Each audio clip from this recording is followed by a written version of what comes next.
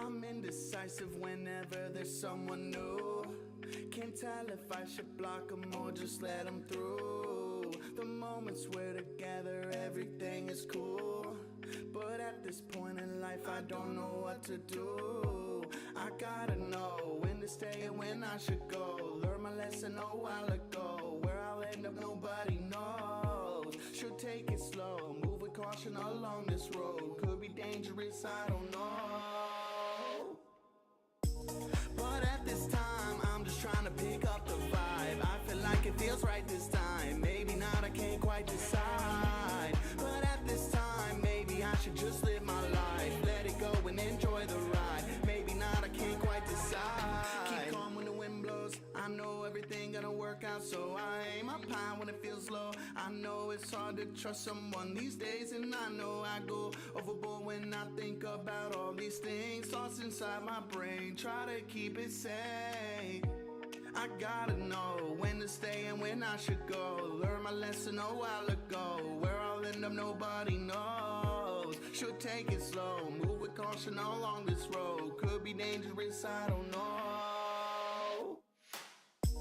But at this time, I'm just trying to pick up the vibe. I feel like it feels right this time. Maybe not, I can't quite decide. But at this time, maybe I should just live my life. Let it go and enjoy the ride. Maybe not, I can't quite decide. But at this time, I'm just trying to pick up the vibe. I feel like it feels right this time. Maybe not, I can't quite decide. But at this time, maybe I should just live my life. Let it go and enjoy the ride. Maybe not, I can't quite decide. But at this time, pick up the vibe. Feels right this time.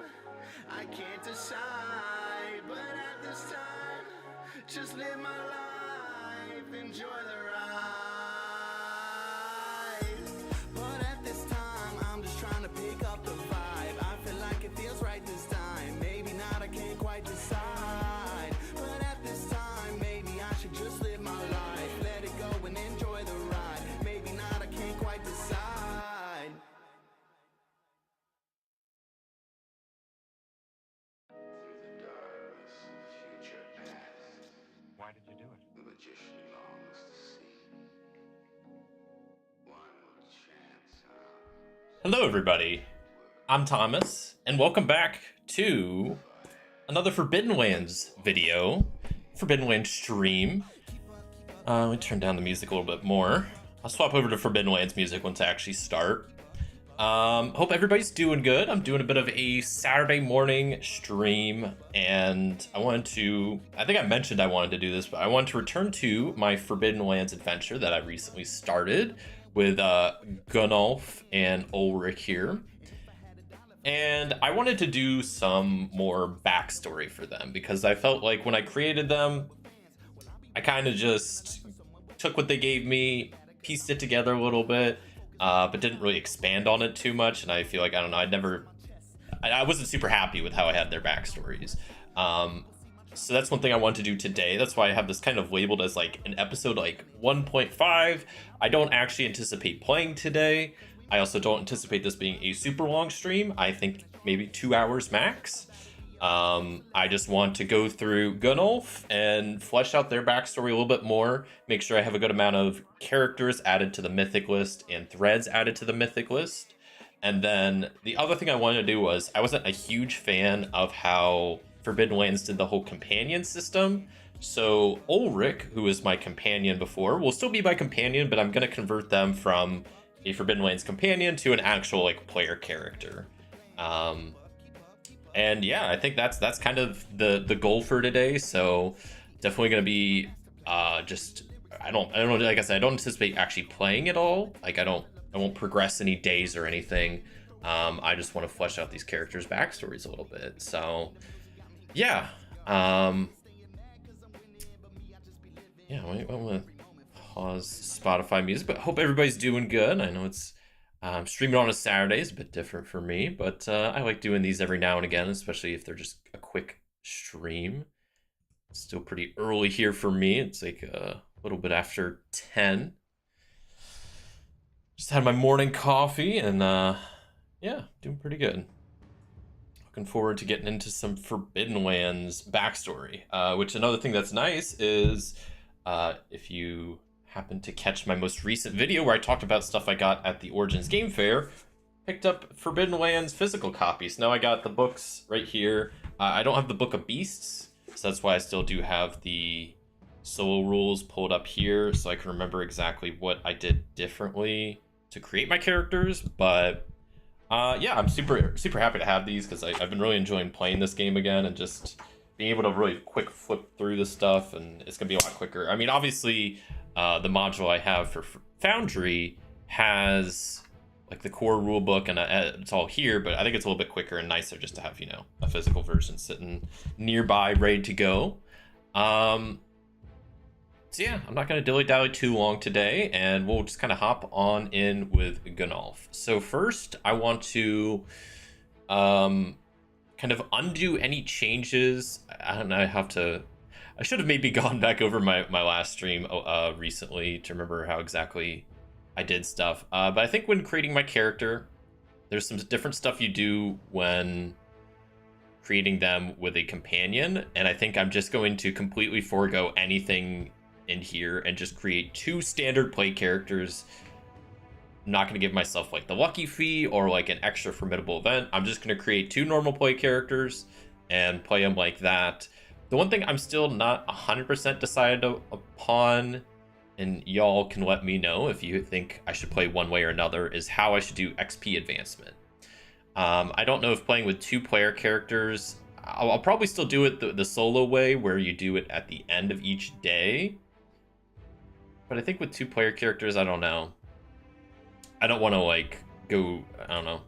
I don't want to be too broken, I guess is the thing. But I don't think it matters probably that much. But we'll jump off that bridge when we get there. Like I said, today I don't actually anticipate playing any. Just creating some backstories, fixing my characters a little bit is what the goal of today's stream is.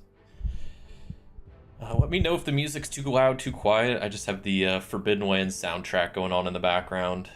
Hopefully shouldn't be too loud. It's not too loud on my end, but I don't know. Maybe the audio mixing is a little bit weird. I can always turn it down more. But okay.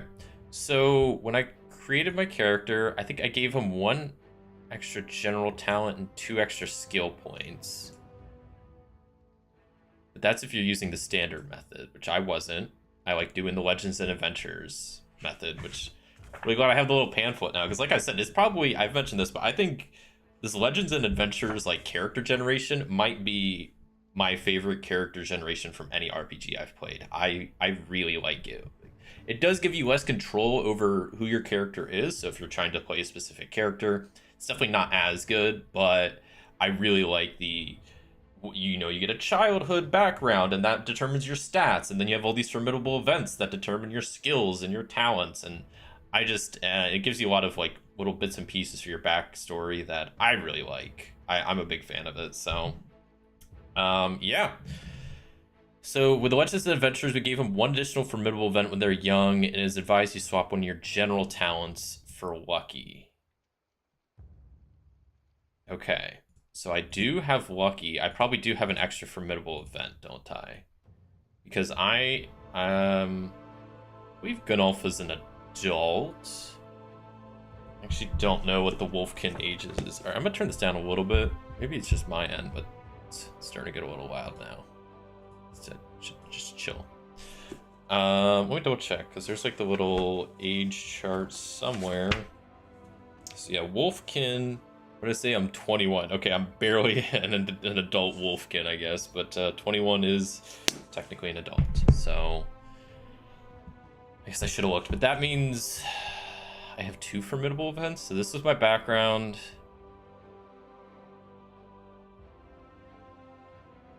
Oh, and then this is how I know my ally. So we need to get rid of one of these. I guess probably the Hunted for a Lord. Which kind of sounds like I kind of want to keep it. Because I did quite like that, and I also think I have like one of my characters in my character list is Lord Frey, who I came up with as I think the Lord I hunted for. Man, my computer's being kind of laggy. Hopefully the stream is coming through okay, because I don't know, being a little wacky. I don't even have much open. I mean, I have my streaming software and Foundry, and that's about it. I guess a couple Firefox tabs. Maybe I can close those. I don't know. It might be because I have Foundry full screen, which maybe is running it in like a different mode. Who knows? So we'll definitely keep the childhood for being a tracker. I like that, and that's how I got all my starting like stats and whatnot. So yeah, I guess we'll get rid of the Hunted for a Lord because that's a formidable event that I don't need and that I got extra. So we're obviously with some of the backstory changes I'm doing today, there might be a bit of retconning, but I mean, I don't think we really got too in the weeds with any big story details last time. We mainly just did a bunch of wandering around. We found Bloodguard, found like that one slave guy, burial mounds, learned about the one haunted place with cold spots, all that good stuff. So we did a little exploring for sure, but I don't think we did too much story wise, which I definitely want to get into next time. That's why I'm getting this a bit more fleshed out because I think I talked about this in my Forbidden Land stream, but I was kind of torn about whether to do character creation on stream or off stream. You know, I recently started like my Fallout playthrough a little bit back now with like Lilith and VRAM, where I did all the character and story creation off stream, and I liked that because it really let me get really detailed and take a while. I took, you know, it was like over the course of like a few days, maybe a couple weeks that I made those characters, those backstories, the factions, all that, and kind of tweaking all that, but which I liked. But then it kind of sucked not having y'all be able to see that process. So that's why I'm kind of doing this as a way to kind of supplement, you know, me kind of just, I don't want to say half-assing my backstory before, but I just didn't get to do as much as I wanted. And I think what I'm going to do that, I think Ina or someone said in my Discord chat that I really liked is maybe for future RPG playthroughs where I intend to keep like have a continuous playthrough and try to like return to it often, have like an actual like playthrough series, to do like an episode 0 where I just focus on backstory and character creation, nothing else. And then I think that's a great solution because then I can just not have to stress about trying to like jump into the game so quick, and I can actually take time to develop my character and backstory and really try to flesh stuff out. So that's what I'm gonna do, and that's kind of what this is. This is like a I don't know, a session 0, an episode 0 that's happening between, you know, episode 1 and 2 essentially. But yeah, we're gonna get rid of the Hunted for the Lord because that was an extra thing that we weren't supposed to get. And then I need to get rid of Lucky and figured out what I swapped out for that. Also, I need to lose whatever talent and skill perks I got for that. So for being a hunter, for hunting for a lord, I'm gonna lose I also lose some items from that, which I might have sold. I'm not too worried if I can't get it exact. I do lose a short bow, which I already sold, sleeping fur, and well-sewn cloak, which I think I sold all of those already. I will lose my 6 Sense perk. Did I even grab that perk? Is that the one I swapped for Lucky? Because I don't see it in here. So I guess that's probably the case. So I'm gonna go ahead and delete Lucky out. And then I lose 1 marksmanship skill and 1 insight skill. So marksmanship goes down 1 to 3. Insight goes down 1 to 0. Love to see that. Okay. So yeah, the items, I don't know, maybe I'll lose a couple silver just to try to balance it out, but I'm really not too concerned. I'll lose 5 silver, which is kind of a lot, but I have 15, so I'm not, that seems fair enough to me. And I'm gonna double check. Archery competition got me sharpshooter. I started with path instincts. Path of the forest is what I got from my class, my path.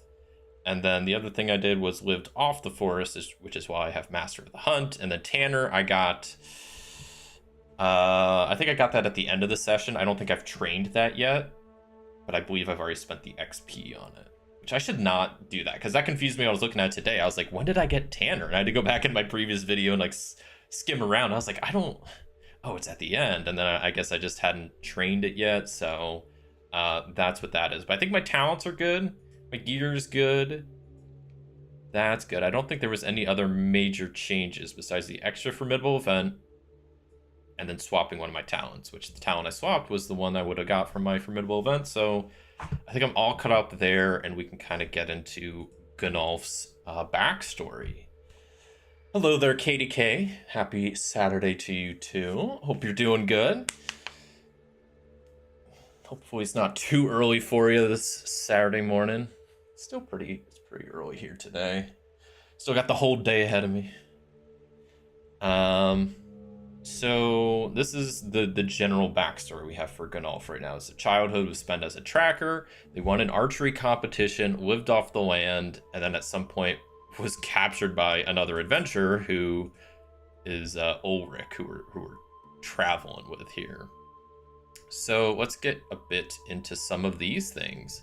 Let me quickly refresh myself. Character list. I have Lord Frey, who I should get rid of at this point because I never did anything for them. I don't know the guy. Wind End is my starting place. Hala. Who is Hala? I think that was someone I added last time. Probably. I hope. Who is Hala? Is that an NPC that I have? It is. Old Wolfkin. Lives in Wind End. The owner of the inn. Okay. Yeah, we added them last time. We had the rival adventuring party.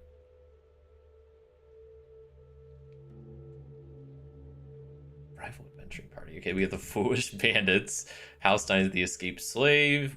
Bog was also added last time. Do we have a thing for Bog? We do. Oh, they're the young goblin. That's right. Okay, yeah. Great. So we actually got a good amount of characters on here. Just not really many from the backstories, which is fine. Rival adventuring party, I kind of forget. That was something we added last time. I'm going to have to refresh myself on what happened last stream. Because I don't remember adding a rival adventuring party, but yeah.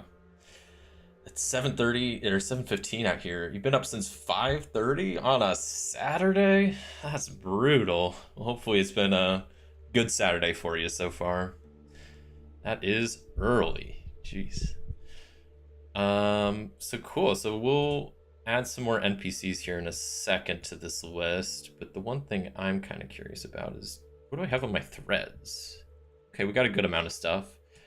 Find a suit of armor from Legends. So that is, if I go in our Legends folder, that should be, yup. Which I think that's a Gunolf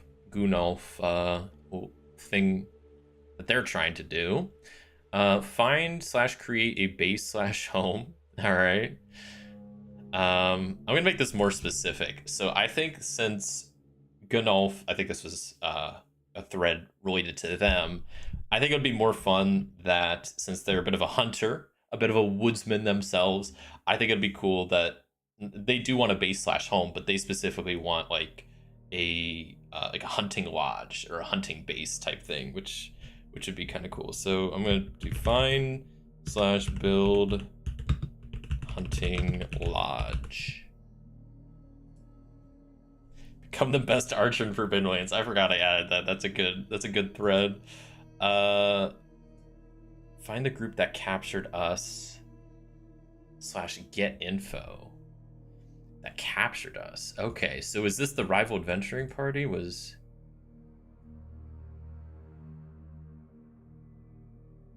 Oh, so we were okay. I thought Ulrich was the one that captured me, but no, okay. But then Ulrich and I were not buddies, and then we were captured by some rival adventuring party. Okay, that's right. It's all coming back to me now.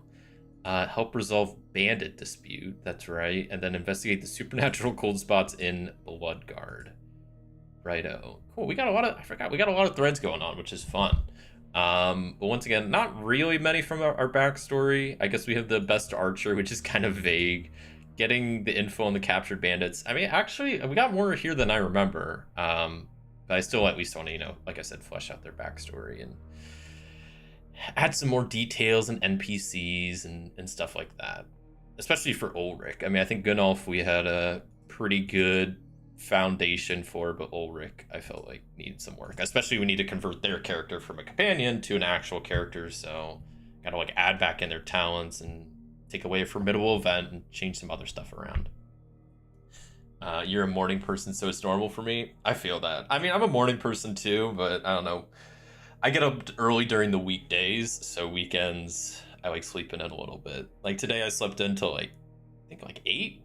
That was really nice. That was I was happy sleeping in, catching up on some sleep. Twas nice.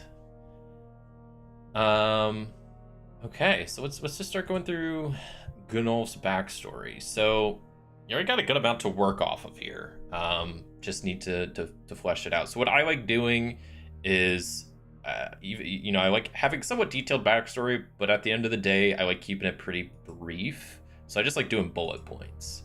And normally I do like a bullet point for each, I don't know, for every like 10 years. So Gunnulf, I guess we'll have to have more since they're only 20.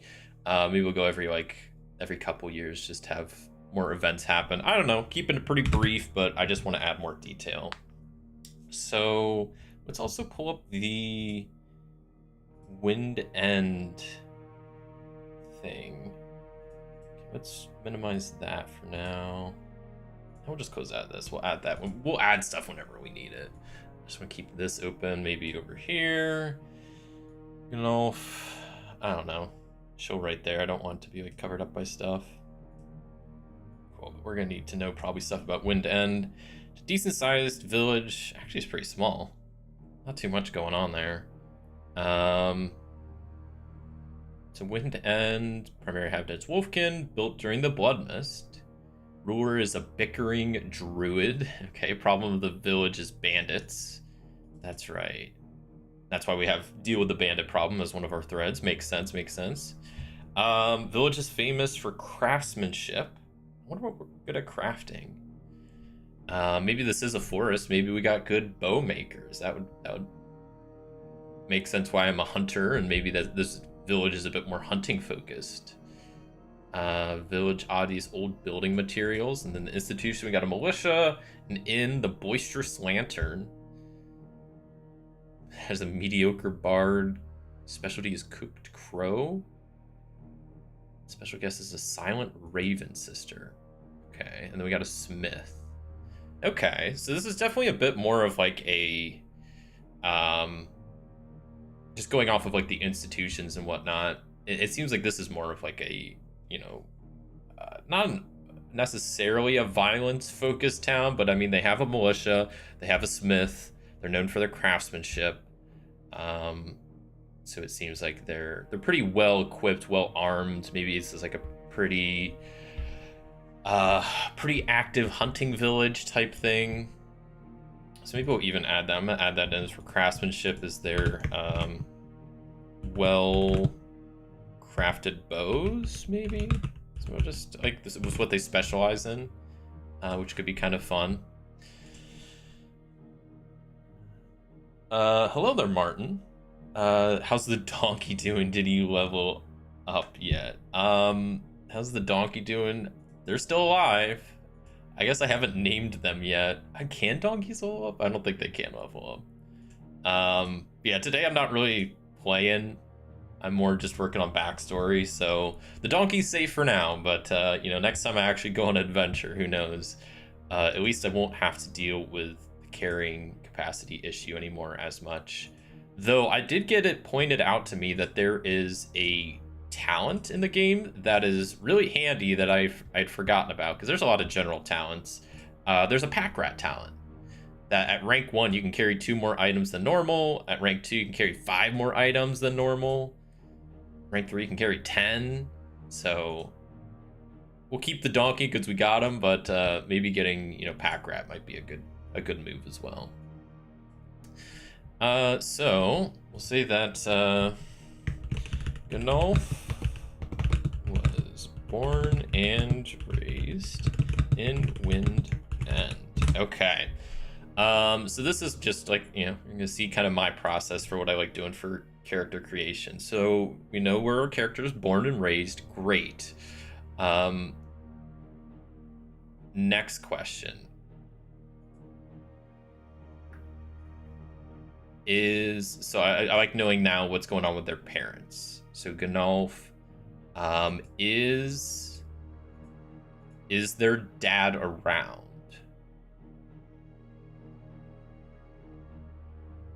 Yeah, is their dad... Wait, I'll just say, is their dad still around? Or maybe that's... What happened to my mythic roll? Okay, there it is. Why'd that take so long? So the dad is still around. So the dad's not dead. Dad didn't go anywhere, so that's good. Is the mom still around? We'll go unsure this time, just to, you know. No. Okay. Is it known what happened to the mom? Probably likely, but, you know, who knows? Is it known what happened to the mom? Yes. And we have a random event. Bro, I'm not even playing. Give me a break. I don't want a random event. I'm trying to just do backstory stuff here. We're gonna just ignore that random event. So so the mom's not around anymore, but whatever happened to the mom is known. Okay, so then are they dead? Seems likely, but maybe not. Ooh, that was almost an extreme no. So yes, okay. That is unfortunate. So I guess at some point between when Gunolf was born and currently, their mom died, but their dad is still alive. Okay, we're starting to get some good info here. Next, I kind of want to see. We're gonna roll up some names for mom and pop to see what their deal is. Maybe some occupations as well. My NPC, Wolfkin. Roll up a male name and a female name. So we got Magnus and Varga. Okay. So we'll just add that in. His mom was named Varga and his father named Magnus. Cool, cool, cool. Okay. What was Vara's occupation? So let's go rollable tables, NPCs, occupation, roll. We get bandit. She was a bandit. Okay, that's kind of fun. I kind of like that. It's a little bit spicy. Was a bandit. And let's see what his father was.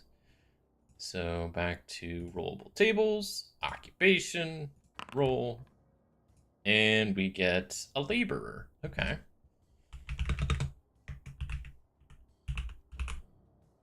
Laborer. Yeah, I don't know why I think I spelled that wrong. Hello there, Amelie Johnson 90. Hope you're doing good. Welcome on in. Okay. I guess I'll ask this almost seems, we'll ask Mythic. We'll go with very likely. Was Magnus a laborer for the smith in town? Yes, okay. Was a laborer at Wind Ends Smith. Cool. So now backstories started. So we got a little bit of info about mom and pop, what they did. We know at some point that Varga is gonna she's gonna pass away. We got to figure out when that happens. So I guess we could just ask Mythic, was it when Gunolf was young, like under 10, let's say? We'll go likely. Don't know for sure. No, so it didn't happen when he was super young. Okay, so we can at least flesh out a little bit of childhood and then try to figure out when she died. Because I guess it was sometime in his teens, really. Ooh. Okay, I kind of got a good idea, though. Okay.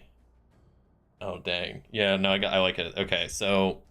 as a child, Gunolf. I always kind of get conflicted when I write a backstory like this. Like, what perspective should I write it in?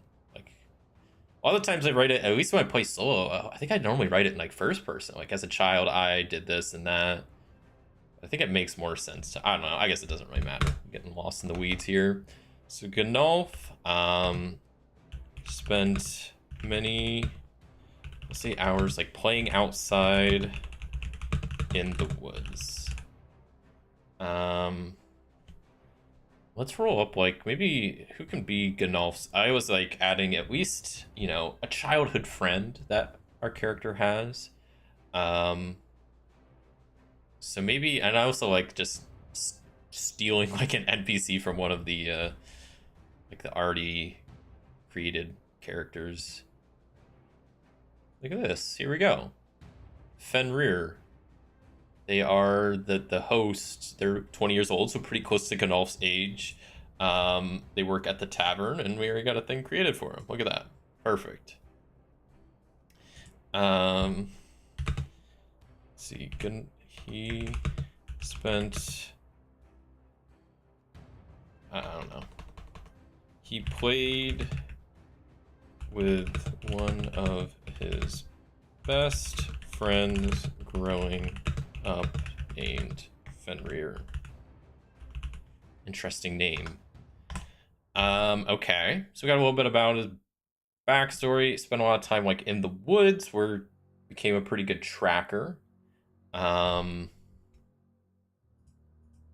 I'll even put that. They played, I don't know.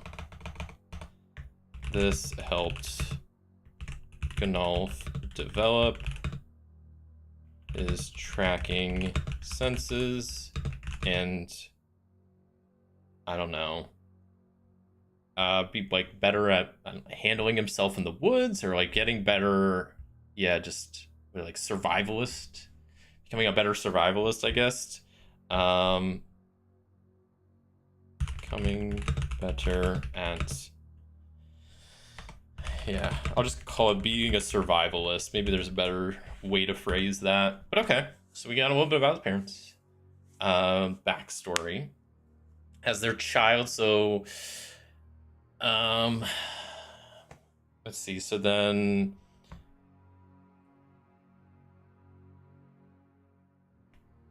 okay.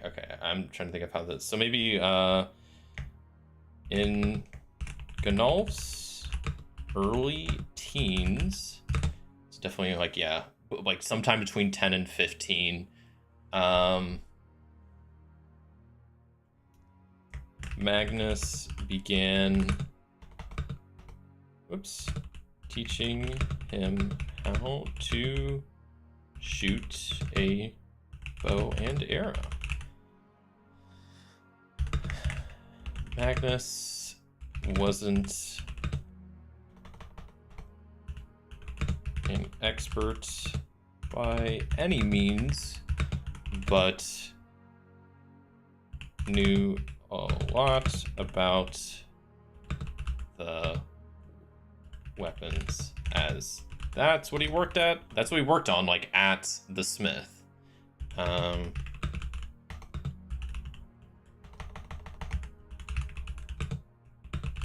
yeah, Magnus himself wasn't like a great teacher. He, you know, most people in this village, as it's more, it seems like a hunting village in a forest, know how to handle themselves with a bow and arrow. It's probably, and especially if their smith is pretty famous for creating bow and arrows.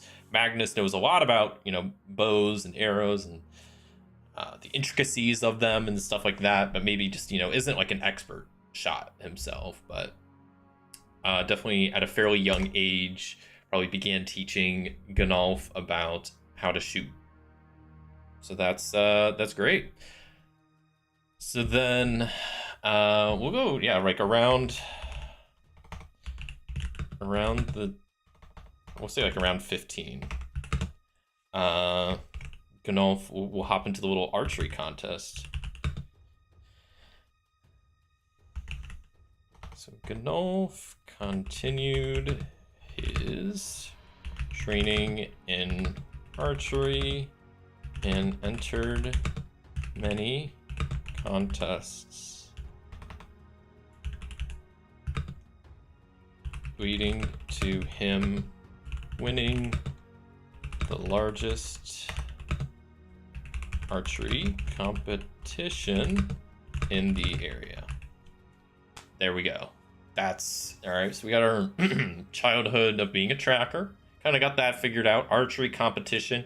Kind of got that figured out. Okay. So now I think the next big thing, we got a childhood friend, Fenrir, who is working at the inn as a host. What's their deal? So the characteristics, they're towering. They're also squeamish and weepy. So maybe they did, the outside life isn't for them, and they took more towards like a hospitality kind of lifestyle, which is respectable. You know, the woods ain't for everybody. It's a dangerous world out there.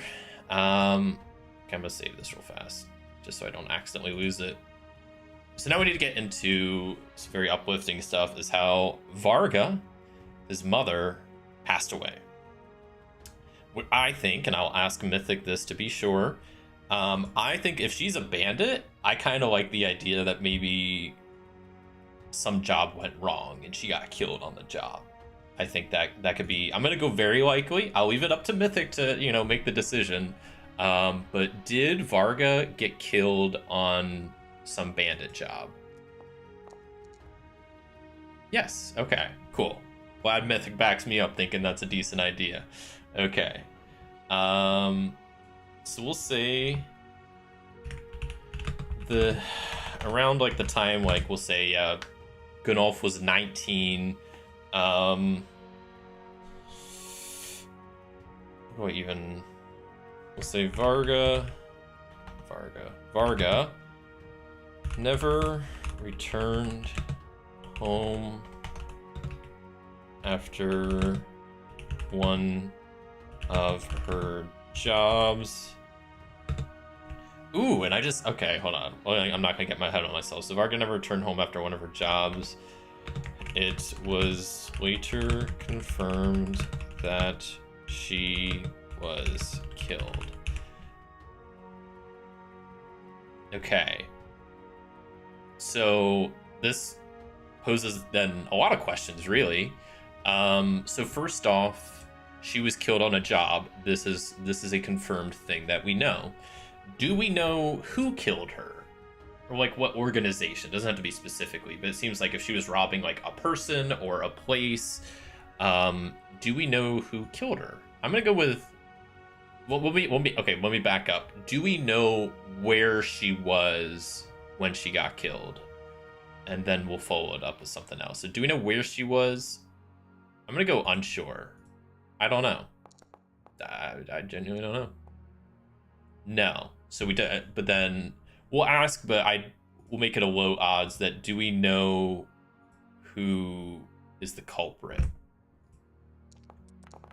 We'll go very unlikely. No.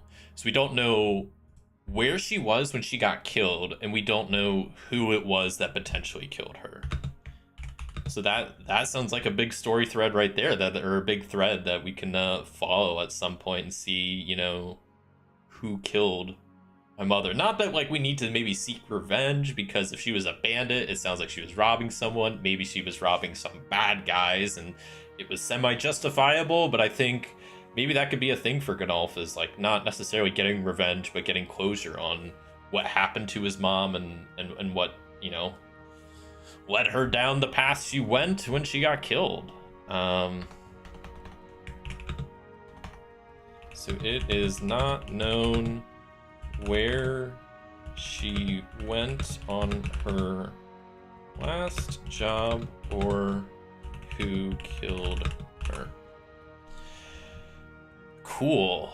Not cool, but I mean, you know, I was gonna say fun. That's not really fun either, but you know what I mean.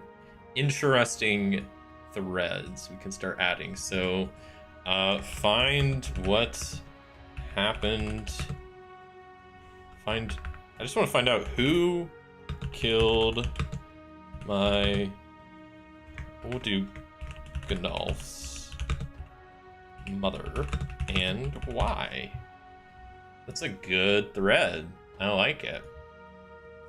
And so this was the other thing I was kind of thinking about, right? So we've pretty much ticked all the boxes for, we got our childhood figured out, kind of added that in. We got our archery competition. Parents are figured out. Dad is still around working at the Smith. Mom at this point is dead. She was a bandit. She died on some job, but we don't know where. One of our next formidable events is lived off of the forest. And I really like the idea that maybe, the death of Ganulf's mom really messed him up and really got to him. And he kind of hit like a bit of a breaking point where he was just like, you know what? Screw all this. I'm leaving. Like, and he got maybe like super depressed and went to just live off the land for a bit and just kind of like went into like isolation in the forest. I think could be kind of an interesting angle to take that, and how to tie in like them living off the forest is maybe like a self-isolation, kind of like a depression, went to just be alone and collect their thoughts. I think that would tie in pretty well. So shortly after learning about the death of his mother, Ganulf grew depressed and went to go live alone in the forest for some time. Okay, I think that ties in really pretty well. I think we got a pretty good backstory come together so far. I like it. So the last thing we need to kind of tie in is this takes us to about age-wise, about 19, late 19, early 20. So we have another like 2 years to kind of fill in the gaps. And what we need to kind of figure out is how we got captured by some other adventurers, how we know Ulrich, like they're like an enemy, and then how we came to adventuring together. I think we've already made good progress on Ganulf's, so I think we might put a pause on it there, hop to Ulrich, flesh out their backstory for the most part, and then figure out how we can kind of weave it together at the end. So, like I said, I think we're pretty good here. We just need to get the last little bits, but let me add some characters to the character list. Mainly, there's not too many I want to add. I want to add in, was it Fenrir, who is Ganulf's childhood friend that works at the tavern. We got Windend Hawa, who is the tavern owner. The rival adventuring party will probably come up with some name for them. Maybe we won't. Maybe we don't know their name. The foolish bandits are who's harassing Windend. Halstein is the escaped slave we encountered. Bog was that one goblin. I think they're the one goblin that wanted us to like dig up the burial thing that had like a death knight in it or something. Which was, I kind of wish we would have, but I think our characters had some good sense to them. This is looking good. And then Threads, I think we're sitting pretty good. We have find our armor from Legend. We'll figure out how to tie that in. Find/create a base home. Didn't I update that? Did that not properly save? Find/create hunting lodge. Like a hunting cabin. Maybe that's a cabin. We'll just /base, whatever. That is not how you spell based. Based. No, base. There we go. Become the best archer in the Forbidden Lands. That's still, I like that as a fun, like, lofty goal. That's, not something they can really complete, but that's just something always maybe they're working towards. Find the group that captured us. We'll dive into that more. Finding out about Ganulf's mother, that's a long-term thing, and then these are more short-term, small things of resolving the bandit dispute, natural cold spots, which, those are both things we added last session. We're looking good. All right, let's hop to Ulrich for a bit and convert their character over to an actual character, figure out their backstory, and then finally we'll have to figure out how to kind of tie their two backstories together. And then I think we'll be good. But I'm feeling a lot better about Ganulf's backstory. That didn't take too long, but that's, that gives you an idea of like, at least that's how I like creating backstories. I like having, some general info, some bullet points, some, characters and threads, but it doesn't have to be anything too in-depth. And yeah, normally when I create backstories, I do it the way you saw, where I will, most of the time, I'll use Mythic and just be like, okay, are their parents alive? Okay, are they dead? Okay, if they're dead, do we know they died? Okay, if that's that, and then, yeah, and I quite enjoy doing it that way, though it does obviously take a little bit, because we're already 45 minutes in. Great. So, Ulrich. Let me close out of some of this for a second and figure out how we need to convert Ulrich to a normal character. Good old Ulrich, the fighter. So that would be under the solo rules, right? So companions.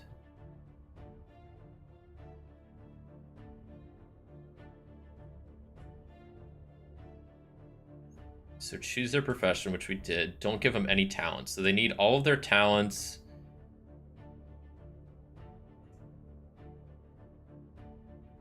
Chef and herbalist. Wait, when did I? Oh, I gave him one general talent. Okay. And then was this from like the XP we spent? I don't know. I don't really remember. But we'll probably just get rid of everything. Not everything, I guess, but we'll figure it out. So I need to get rid of one of their formidable events right now. See, we don't even have a pride or a dark secret, man. Ulrich needs some work. Okay, so they're an outcast. They were captured and they fought in a bloody battle.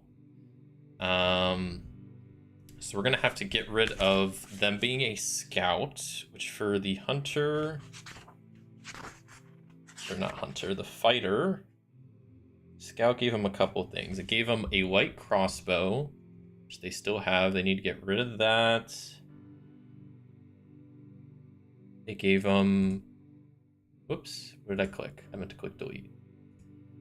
Gave them their arrows, which they need to get rid of.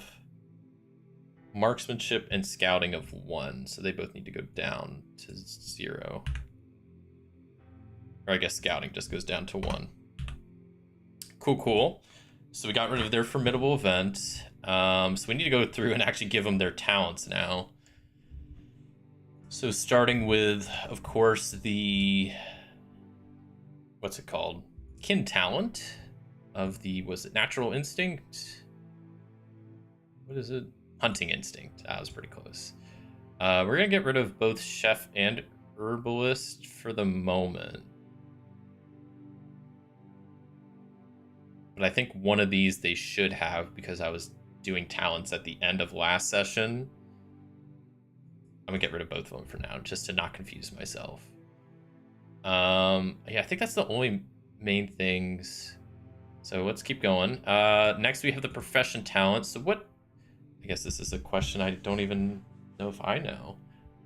What path do I want Ulrich to take for their fighting style? Which, let me pull up the player's handbook. We'll take a quick look at some of the talents. I believe it's either, we got, yeah, Path of the Blade, the Enemy, or the Shield. Probably Path of the Blade. Well, what's their current gear look like? Short sword, long sword. I mean, they got blades, so let's go Path of the Blade. That sounds fun. I quite like that. But Path of the Shield does sound kind of fun as well. Let's see, like, I'm just thinking, like, from a combat perspective, like, Gandalf is gonna be ranged. They're a hunter, so they're gonna be fighting from the back. So, like, a shield won't really matter much. So we'll go with Path of the Blade. What's Path of the Enemy?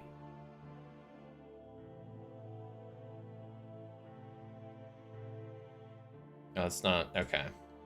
We'll go with Path of the Blade. Got that. We got our starting talents. So then let's go through our formidable events and add everything from that. So we start with the Outcast backstory, which I don't think... Pulling up the Wolfkin backstory here. Outcast. Let me double check our stats are right. I think they are. This shouldn't make a difference, but 4-3-3... 4-3-5-3. 4-3-5-3, which I have the 5 and 4 switched because that's part of the thing you can do. So that's all good. Melee of 1. We've gotten a lot more than that. Scouting of 1. Good. Insight 2. Survival 2. Okay, we got a lot more than some of that. Going to the formidable event for fighter. What happened? Poor Ulrich here. So I also, did I not already remove this? Scout didn't happen. You were never a scout. You were captured and you had a bloody battle. Okay. So captured is the first one, I guess, which is boost to might and survival, which once again should already be done. Looks like it. We just need the pain resistant talent. Go over here and just search for it. It's way easier. Way quicker. Love that. Okay. And then next up we were in a bloody battle, which means we get the sword fighter perk. Let's go. We're gonna be going crazy with the sword. Love to see that. Sword fighter.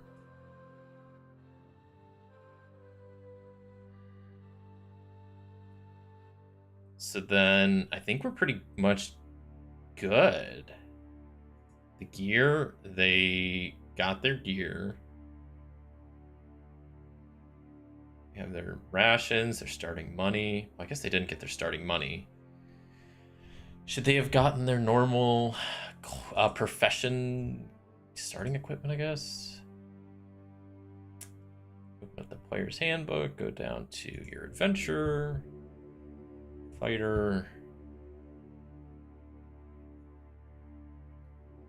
Got the studded leather armor. Did I already spend the money they have? I just won't give them the money. Maybe I already gave it to them and it's already gone. Ulrich will start out Baroque. Maybe they can at least sell one of their swords. So short sword is one-handed, does 1 damage. Long sword is one-handed, does 2 damage. Why do we have a short sword equipped? Good thing we haven't gotten to combat yet, because that is a little silly. Right. And then we'll just sell our short sword. 3 silver. We'll just say, I always just sell for half. It's just simpler. Just so Ulrich has some silver. Cool. Okay. I think character stuff is pretty much done. I'm double checking, but I think we got our skills. Our stats are good. We got our gear. We got our talents. We just need to do a little bit of the bio and then figure out the backstory, really. Which Ulrich's a little bit older, so we're gonna have a little bit more to do. But, you know, I don't think we'll go too in depth here. So Pride and Dark Secret. Let me reopen up the adventure and we'll see what the options are.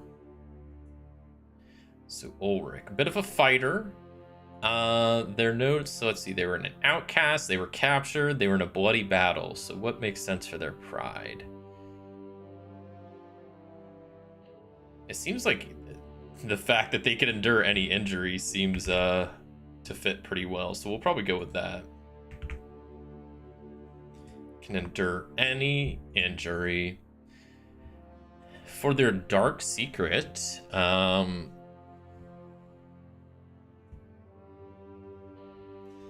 yeah, I kind of like this one. I've never, any of the times I played a fighter, I haven't gone with this dark secret that you sometimes take to the bottle to chase away the memories of all those you have killed.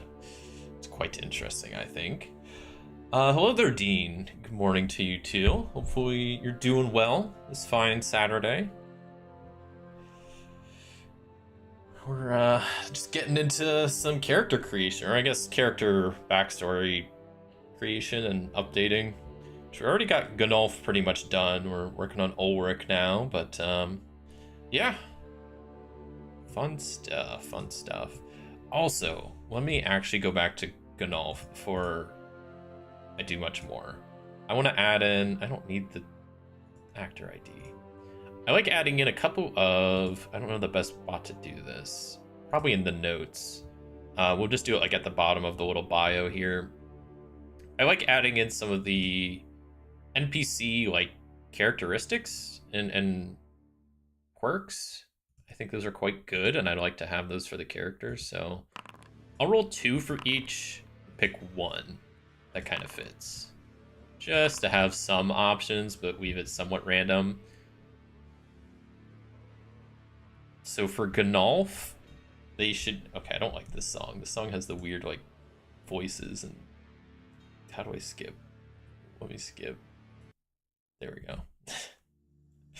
There we go. So Gnolf, their quirk is either that... Or sorry, their characteristic is either that they're weary or they have ice blue eyes. Okay, we're gonna add in... We'll add these in to their character real fast. Yeah, I forgot I wanted to do this because I quite like these for the NPCs, and I think it makes sense just to add some for the characters as well. Characteristic, we're gonna go with their a bit... I like the ice blue eyes. That's kind of a fun little... That doesn't really describe them. I might do one more just to get a third option for characteristic. Sullen. Okay, we're just gonna go with weary. We'll say they're a bit weary. Well, I do like that ice blue eyes one. That doesn't really, you know, we're gonna go with it. It doesn't really, like, I was hoping to get something that actually, like, defines, like, what they do. But I guess that's more like what the quirk's gonna be anyway. Characteristics can be just, like, a physical thing, like their ice blue eyes. Which I quite like for, like, a hunter wolfkin. That seems kind of like a fun little thing. So we'll get rid of Sullen. Weary. Get out of here. So for their quirk, either they're bankrupt, has a grand plan to save the business. I don't think that really works. Has a theory about the world, wants to tell everyone about it. I don't really like either of those. We're gonna re-roll, because you know what? I don't like this. We're gonna maybe, I'll roll two more. Hopefully pick from one of these, but... Worships the god in the deep, or craving for a mug of beer. Okay, you know what? We're gonna go their quirk is they're craving for a mug of beer. And the one reason I kind of like that is because, well, I just rolled that, or I guess I picked that the dark secret for Ulrich is that they take to, you know, they drink to forget about the people they killed. So maybe that's something that Gnolf and Ulrich kind of, not bond over, but share in common, is they both like a good drink, albeit for different reasons. You know, Gnolf maybe just likes the, you know, likes a good beer just to relax, but Ulrich over here is using it to wash away his sins and forget about the people he's killed. So a little bit different reasonings behind it, but you know, they both like a good ale from time to time. I like that. Okay. I think the main thing that's left is, yeah, just figuring out Ulrich's backstory and then kind of figuring out how to tie the two backstories together. We're doing pretty good on time. We're about an hour in. This probably shouldn't take too much longer. I don't know, maybe a half hour more. Like I said, today's stream is going to be probably fairly short. I just wanted to do a little stream, especially there was supposed to be a video yesterday, a Fallout video, but then I got busy this week. I know, excuses. That's why I was like, well, at least I'll stream, because I talked about doing this, and do a little Forbidden Land stream, flesh out the backstories, because this is a series that I really want to return to often. Fallout is something I'll probably actually stream next week, because I want to return to that pretty often as well. I like the story of Lilith and VRAM, and I really want to actually, like, try to, I don't know, get that story moving a little bit more, and just play it more. And I think this will be another series that I want to return to pretty often, so that's why I want to, you know, take a bit of time to flesh out the characters and their backstories a little bit, because I really like Forbidden Lands.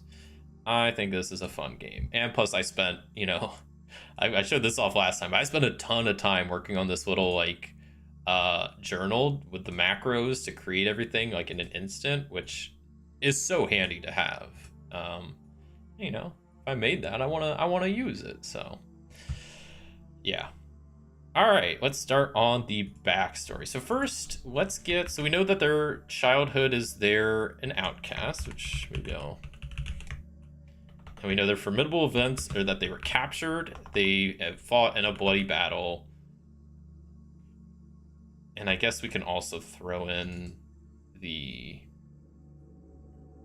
captured by other adventurers. So they're going to share, you know, how they met is they were both captured by other adventurers. And once again, we'll have to figure out who the, you know, if we know who those adventurers are and how that all came about. That's probably like the pretty recent thing that's happened. So like, I would say probably within the past couple months, maybe that happened like at the end of last year and they just escaped, something like that. So, hello there, Mint TV, lurking in. Welcome on in. Hopefully your Saturday's going good. We're just doing a little bit of backstory creation today for these couple characters. So yeah, maybe where did I put characteristic and quirk? At the bottom. So we'll do those first before diving too deep into this backstory. Whoops.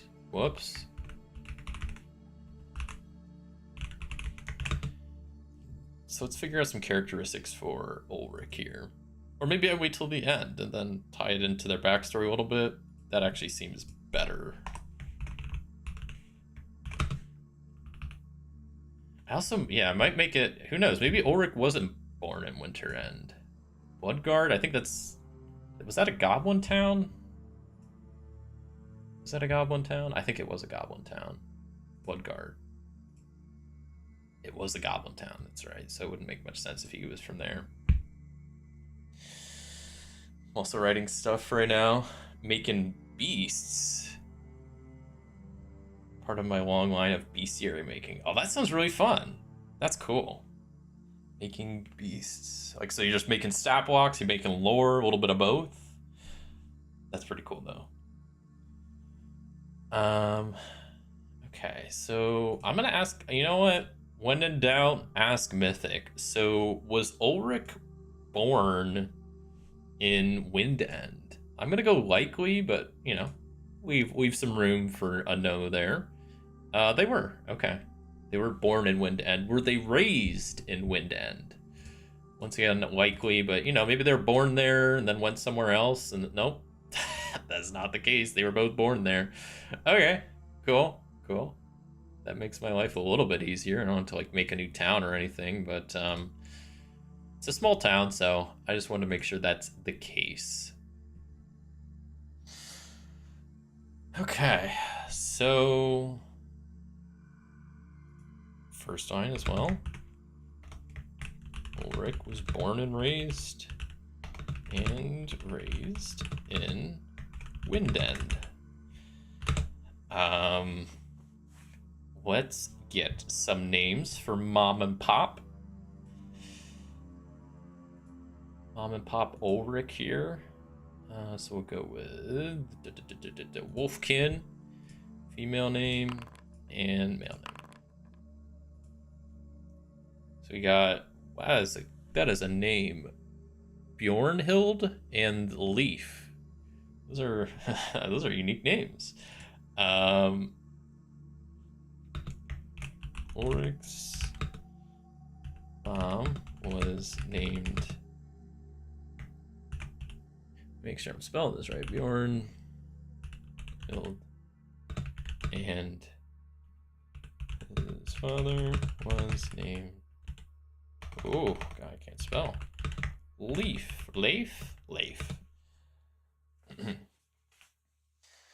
The general stuff, creature lore, creature morphology, its effects on nearby creatures in various forms. Oh man, always try to make the true period of any insect creature pupation period. Wait, what is that?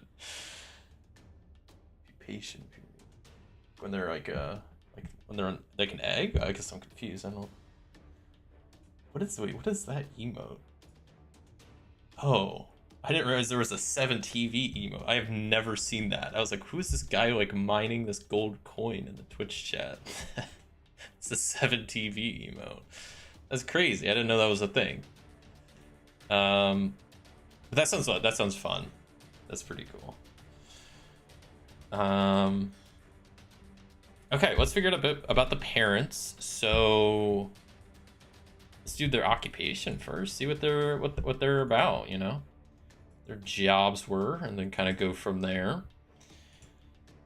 So go mother and then father. So okay, we'll reroll Rust Brother. I don't want to deal with Rust Brother, mainly because I don't fully understand the lore behind Rust Brothers, so I don't really want to mess with them too much right now. Let's do another occupation roll. There we go. Okay, so we got a farmer and a trader. I'm just gonna, whoops, this is also not correct.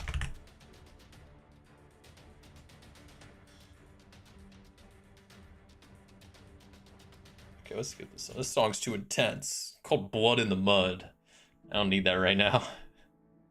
Though I do like the Forbidden Lands soundtrack. I mean, I'm a big fan that there even is a soundtrack.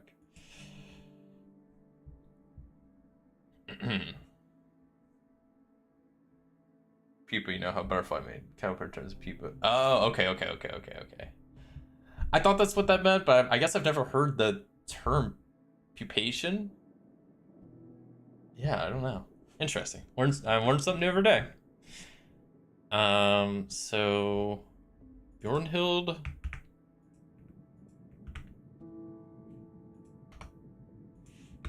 was a farmer, and was the waif was a trader. Cool. Those are good jobs. So let's ask a couple questions. In present day, is Bjornhild alive? We're gonna go likely. Okay, mother is alive. Let's see if father is alive. Is Leif in present day still alive? Oof. No. I guess maybe I should have asked, is he around? That's what I asked last time. So he's not around. Okay. Is it known what happened to Leif? No. Ooh, very fun. Okay, so we got mother is still around and alive. Father at some point left or died or something happened where you know, they're no longer around. So that gives us something to go off of. All right. Gotta also remember, so the first part of Ulrich's backstory is their childhood. They were an outcast. So when other cubs ran with the pack, you were the outcast. Alone, you learned to live off the forest, and the other kin could be more than your own. One day, you will find your way home. Okay, Ulrich's probably gonna have a pretty sad backstory, because it sounds like he started out as an outcast. Like, his dark secret is that he takes to the bottle to chase away the memories of people he's killed. Like, Ulrich, I feel like is gonna, I mean, he was captured at one point, went through a bloody battle, captured again. Like, oh, Ulrich's about to have a pretty rough backstory made for him, I think. Let's start figuring this out a little bit. Got a father that's gone? Yeah, who knows? Okay. Just gotta tie it all together somehow.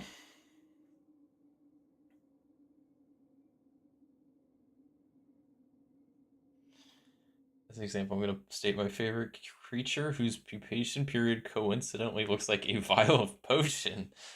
So adventurers mistake potions in dungeons that turn out to be pupa from a slug of primordial magic. That's fun.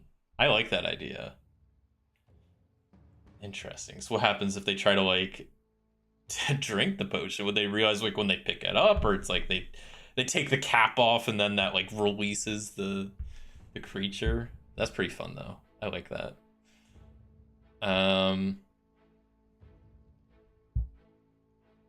right, so let's start figuring this out. So outcast. So was it when Ulrich was young that his father left? We're gonna go likely. We'll go unsure. I don't know why they left, so we're gonna just leave it unsure. Okay, so it was when Ulrich was born.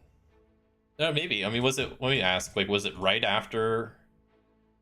Let me ask a better question. Did Ulrich even really know his father? I'll go unsure. Did his father leave at such a young age? So did Ulrich really know his father? Yes. I think that's what I asked. But yes, it seems like Ulrich did know at least his father for a little bit. Okay, good old Leif. So, so we'll say like Ulrich never had many friends growing up and spent a lot of time keeping to himself. I wonder if does Ulrich have any siblings? Where you go? Unsure. Who knows? Nope, only child. He was an only child, and okay, so we gotta.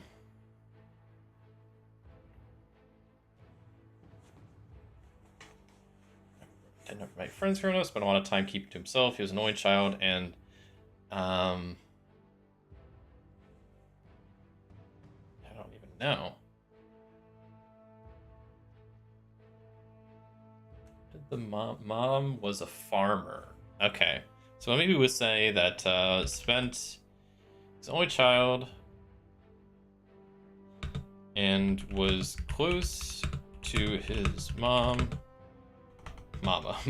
growing up, spending a lot of time in the fields helping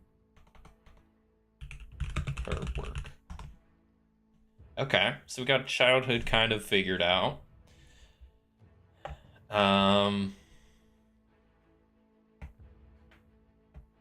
We'll roll like we'll say, I don't know, a 5.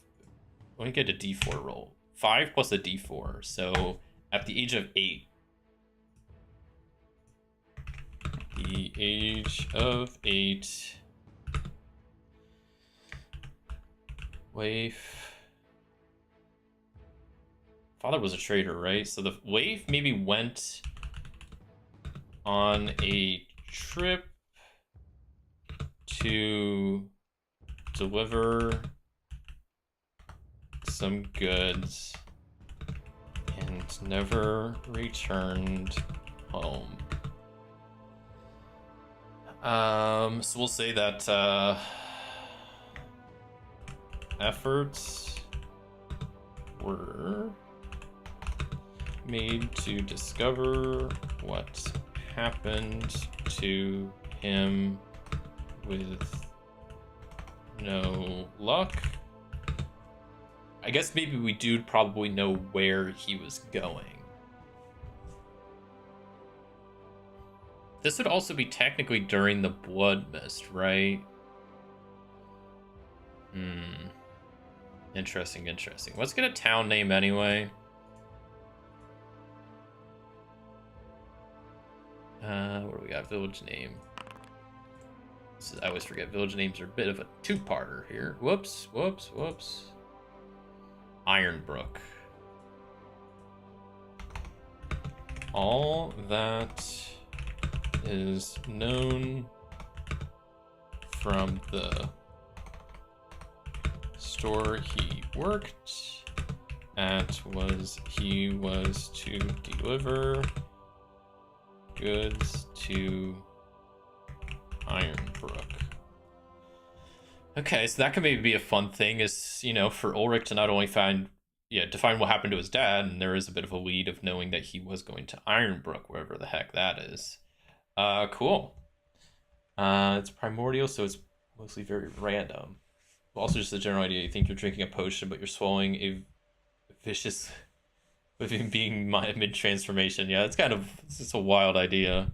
A friend of mine took the idea and helped me world building, so I made a potion room. Nothing suspicious. course, the players at that point will become suspicious of potions. Then you look at the ceiling, see many strewn glass orbs, stalactites attached to the ceiling. Some are massive. Ooh. Interesting. I like it. That's definitely unique. I gotta say, I can't say I've heard something like that before. Very cool. Okay, so we're gonna, and let's maybe add thread list. Travel to Iron Brook to find what happened to Ulrich's dad. Cool. We're starting to get a lot of threads and characters, which I'm very happy about. This is really, it's going good so far. Let's give Ulrich a friend, shall we?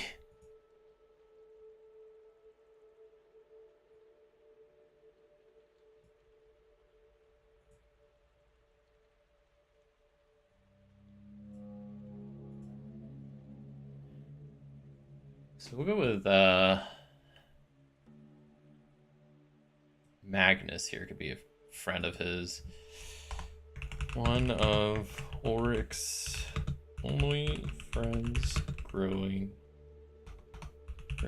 up was a wolfkin named Magnus, who was slightly older than him.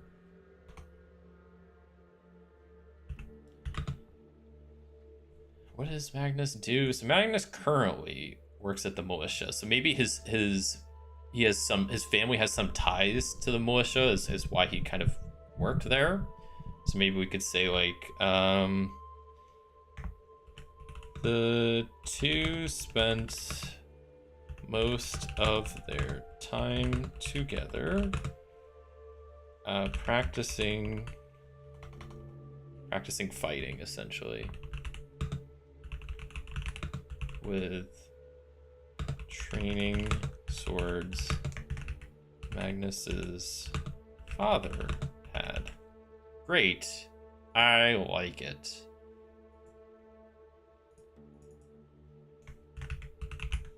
It's a little confusing because I think Gunolf's dad is also named Magnus, but that's chill. Two people can have the same name. I'll have to just, keep it a little bit straight in my head, but that's all right. I'll figure it out. Okay, so we gotta figure it out about their parents. Dad is gone. Went to a trading, went to go deliver packages. Never came back. All right, so Ulrich's already not having a good time. Bit of an outcast. Only has one friend. Lost his dad. Spends a lot of time just helping his mom in the fields, which respect to him. So next, at some point, he's gonna get captured, and then we're gonna have a bloody battle, and then he's gonna get captured again. Yeah, so this is gonna be great. Okay, so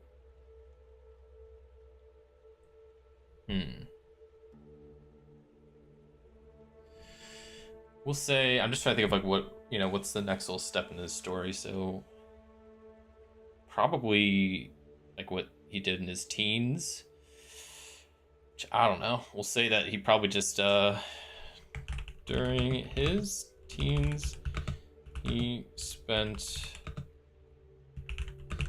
most of his free time probably just training more with a sword and trying to become more of a fighter. Most of his time training his sword and fighting skills.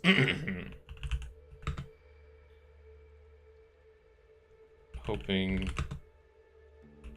to help protect his village one day. I don't know.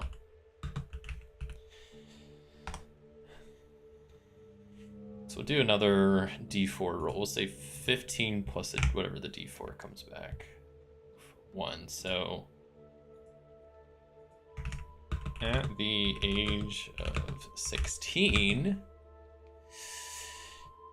he took part in a mission to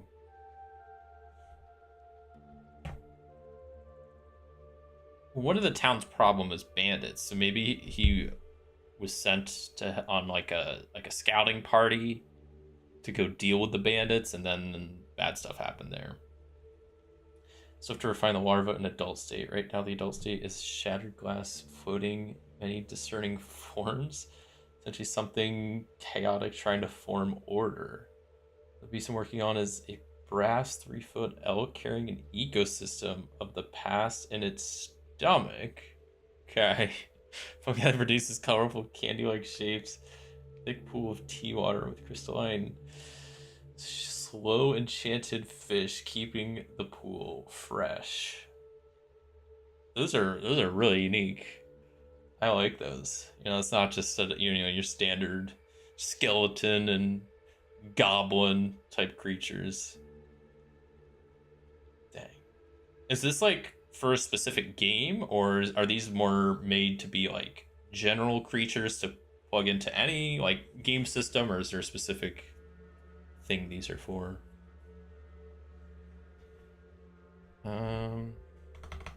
So we'll say took part in a scouting mission to help to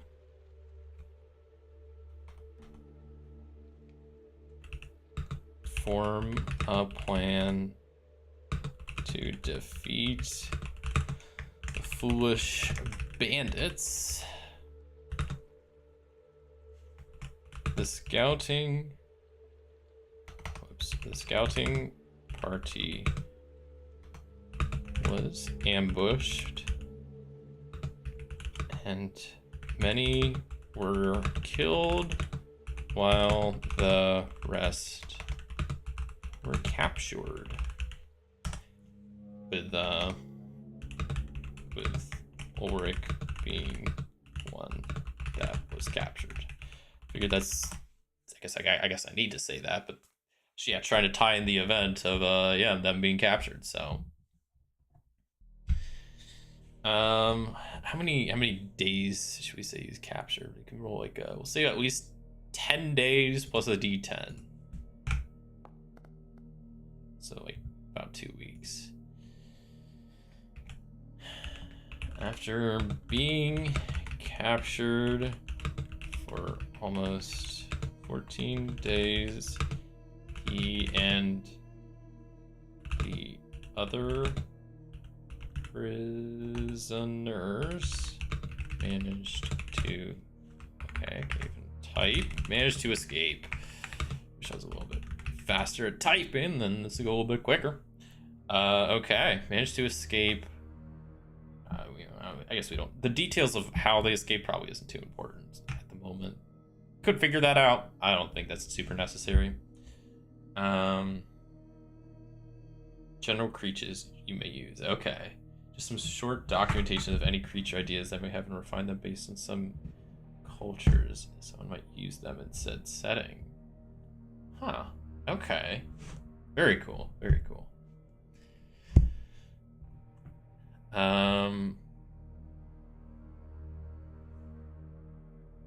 So maybe these not bloody bandits, the foolish bandits are more of a problem for this town than I thought. Maybe that's gonna be a big part of like Ulrich's backstory. Is he was captured by them at some point, and then I don't know. Maybe he spent a lot of time training, and then sometime in his 20s, there's some big clash with the bandits, like some big battle that has like a name.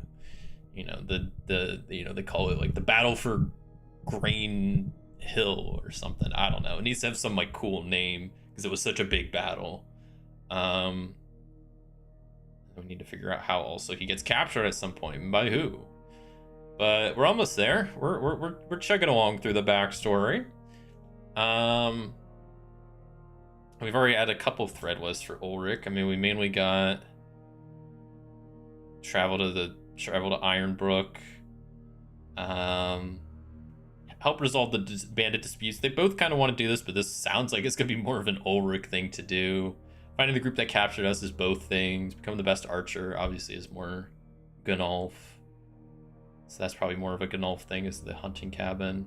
I guess he's also going to probably want his own legend to go after as well. Yeah.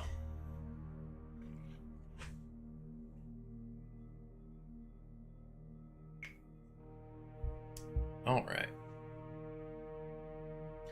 Cool. So I definitely want to add a couple more threads and NPCs, hopefully for Ulrich here, but getting close.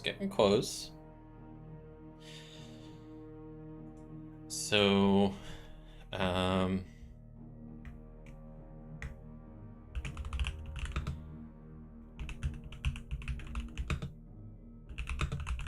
so let's say, like, for, after being captured, Ulrich probably didn't, wasn't in the brightest spirits. He was captured for almost 2 weeks. Most of the other party he was with died. Him and some other people were captured. Luckily, it seems like most of them were able to escape.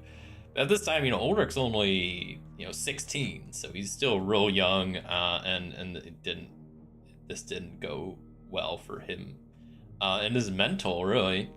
And so I think he felt a bit humiliated returning home. Like, I was probably glad to be alive and glad to be safe, but the fact that the scouting party got ambushed and that he got captured and all this other stuff didn't make him feel too great. So I imagine maybe that sent him into a bit of a sadness. And I think ultimately, it led him just to really focus on his training more and becoming more of a fighter, and using this as kind of, I don't know, fuel for the fire, in an essence, for becoming a better fighter. So after being captured, he really, what am I trying to figure out the best way to phrase what I'm thinking.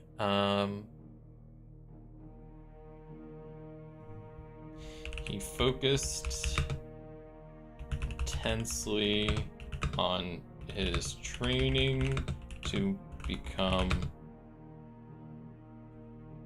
stronger and better at fighting. Is essentially, and there's probably a better way, more eloquent way to write that, but that's the gist of what I'm trying to get across. Okay, then we'll probably fast forward a little bit to like 10 years later. Probably not too much happened. Maybe he got a job for working out like the local militia and all that stuff. Maybe a couple smaller battles, guarding jobs along the way, but nothing too crazy. And then, yeah, we'll say, maybe straight up like 10 years later, like at the age of, we'll say a little bit later, like 29. Tensions between the foolish bandits and Winter, and we're rising to a clash. Like, what's we're rising? The tensions were rising to a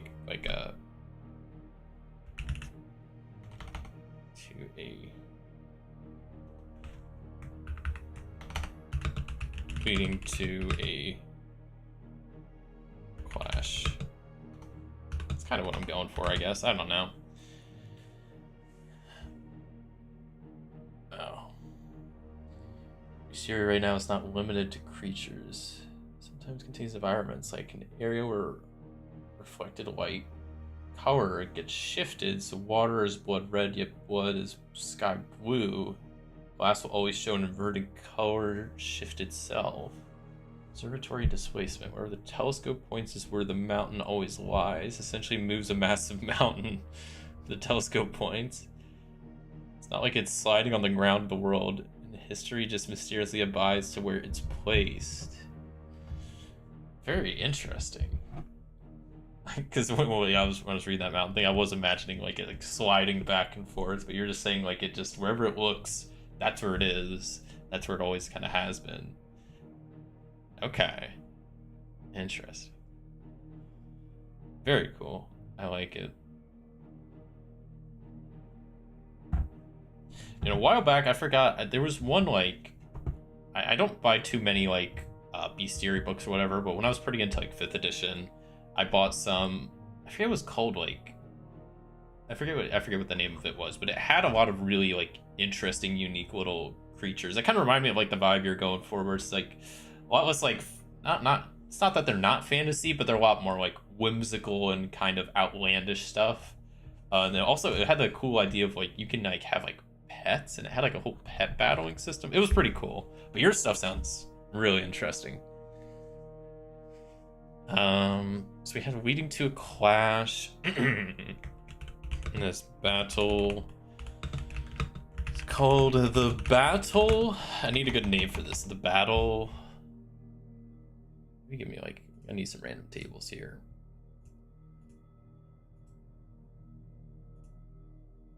Or, like, what do I even want? I need, like,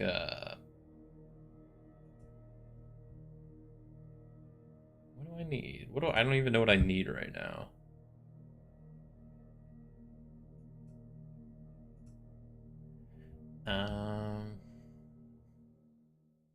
Looking for random table, but I don't know. I guess maybe mythic would be good. Descriptions.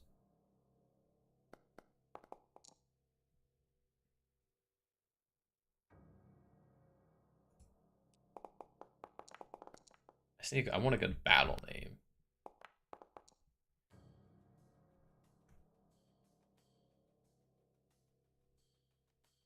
Hmm.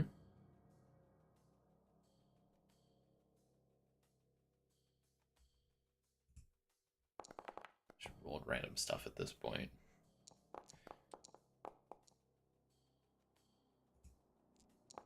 None of these are what I'm looking for. None of these.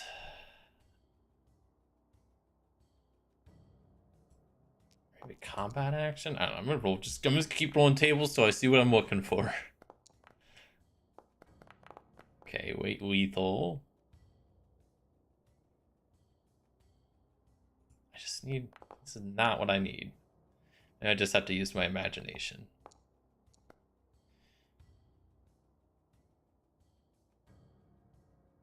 Maybe locations? Maybe that's what I need. Hold on.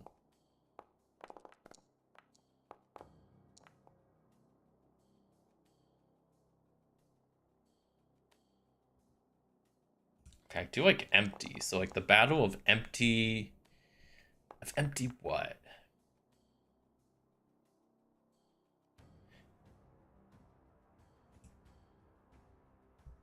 I don't know. We'll call it the battle of. I don't know. We're in a forest. Maybe this is like a bit dumb, but we'll call it the battle of fallen trees. Maybe at some point something happened where a lot of trees fell, and yeah, I don't know. To be honest, my favorite is always the false Hydra. It kind of started my entire desire to make these. Dice. I still find it funny my observatory this way is the one of the rare items thought of a name. I'm bad at naming things. Naming stuff's tough. Naming stuff is tough. That's a good name though. Observatory Displacement, I like it. So in this battle, many lives were lost. The bandits took to cutting down trees in an attempt for them to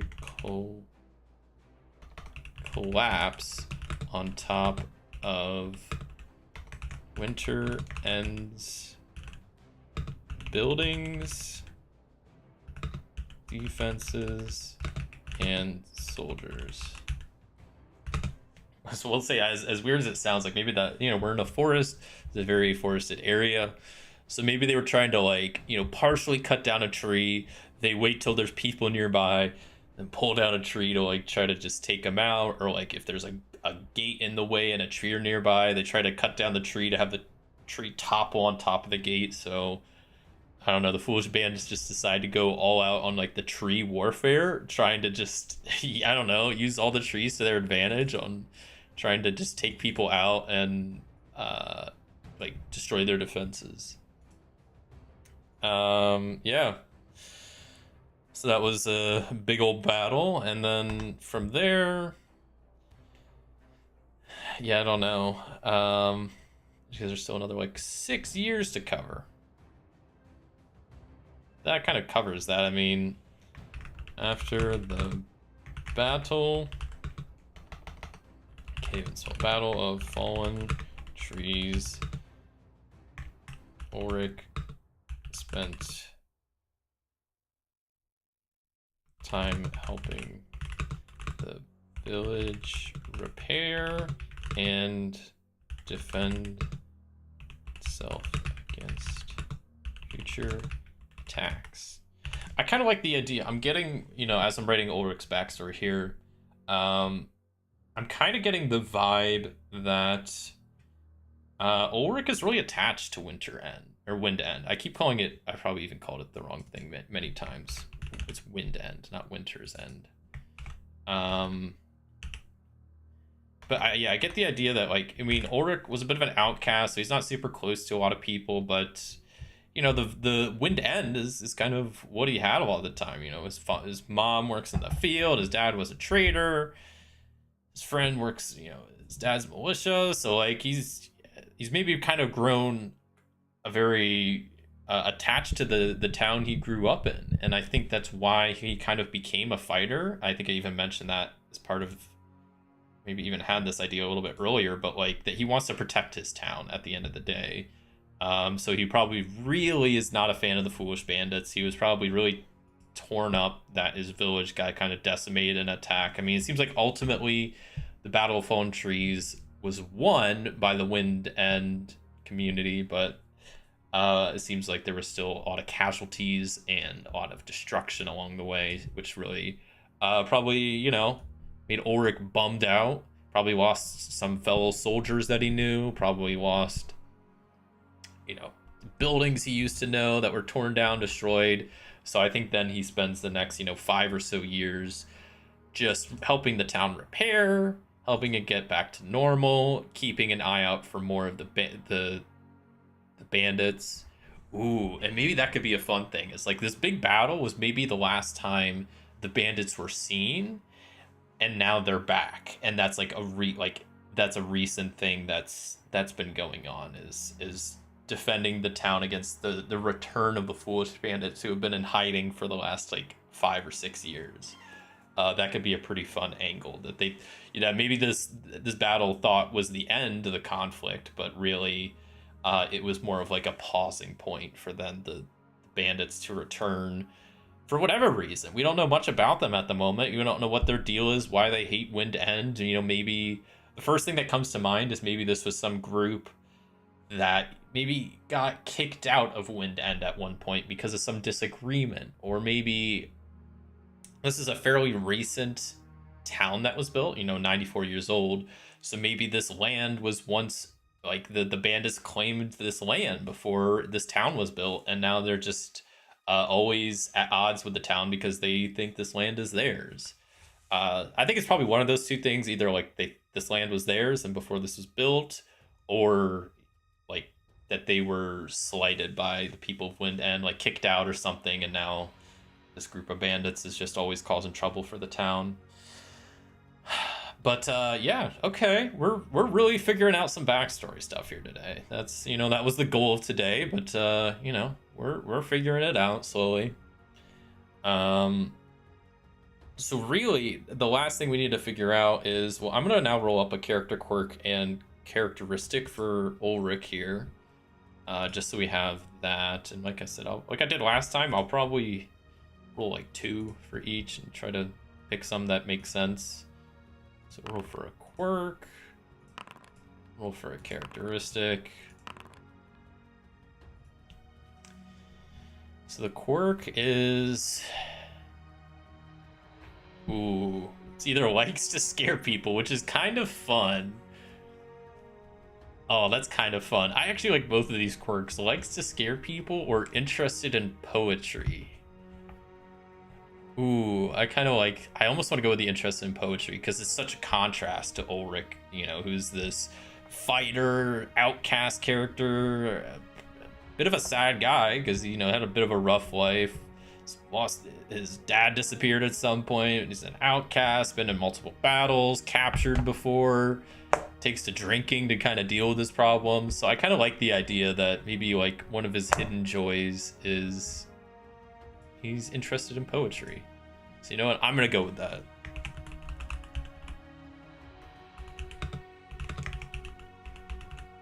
It's like maybe one of the few things that takes his mind off of everything else going on. Characteristics, we either got round cheeks or cocky. Definitely cocky. 100%. Love it. Okay, man, we're really I'm liking the progress we're making today. So yeah, like I said, at this point, we just need to really put the bow on these things and tie them together.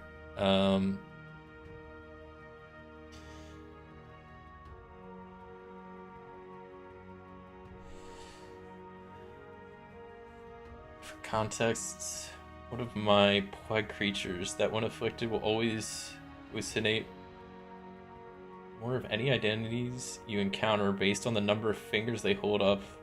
In case a tribe of goblins haven't utilized. What? Adding on to these as I explain them, multitasking, showing off ideas, and thinking more. I like it. Plague creature. Yeah, that's cool. Very cool. All right, we're almost done here. So I think the last thing I need to try to figure out is how Ulrich and... First off, Ulrich and Gunnulf are actually kind of enemies.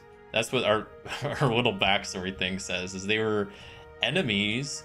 They both got captured. And then that made them become a little bit more friends with each other. So we need to figure out kind of why they were enemies. I mean, I imagine it more, if anything, it's like more rivals, not necessarily like, oh, they hated each other. More just like they couldn't maybe stand each other. And it's not a huge town, so maybe, yeah, I don't know. They're not also super close in age, so, But, okay, so let's see. So Gunnulf is a hunter, an outdoorsman, won an archery competition, lived off the forest.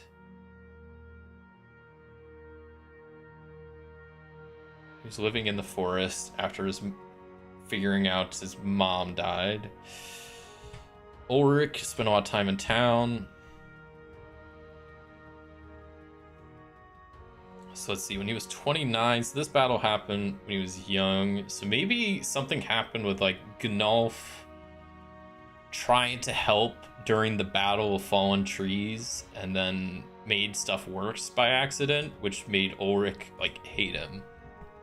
I think it's kind of a fun angle because by the time, so let me do some quick math here. This would have been 7 years ago. So it would have been around the time Gunnulf was like 14, 15. Which makes sense, you know, he's still learning archery, a bit of a youngster at that point. So during, we'll put that like before the archery competition. Around 14.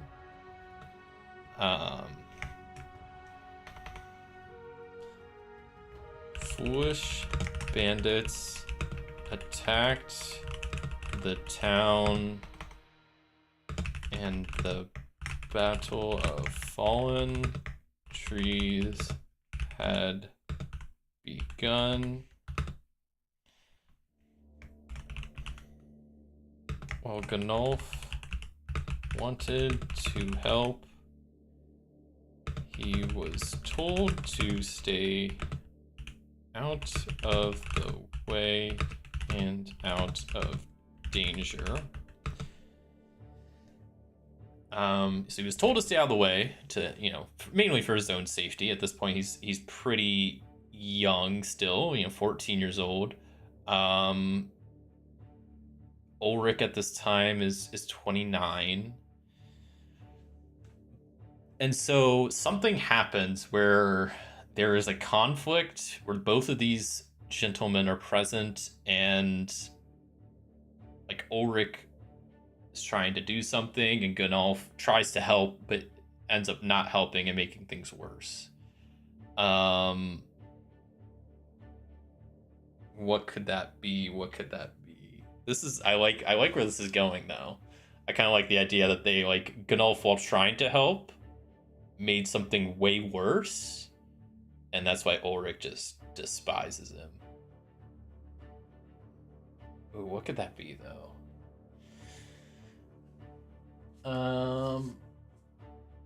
I need to think on this for a second. I mean, I kind of like the idea, like,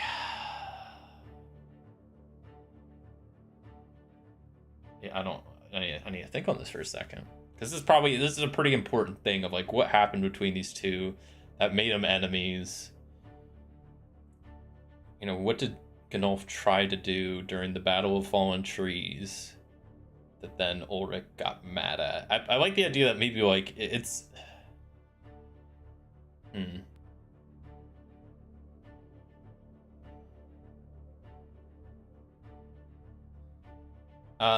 Was it?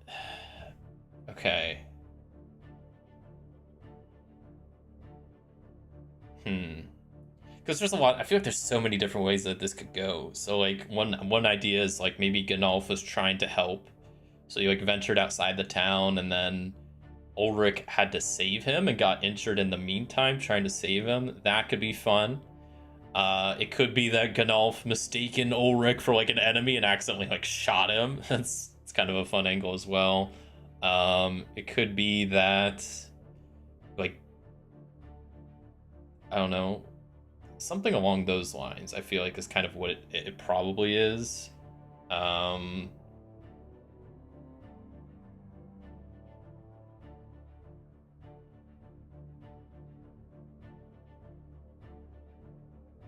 Sorry, I'm really trying to think about like how this could work. I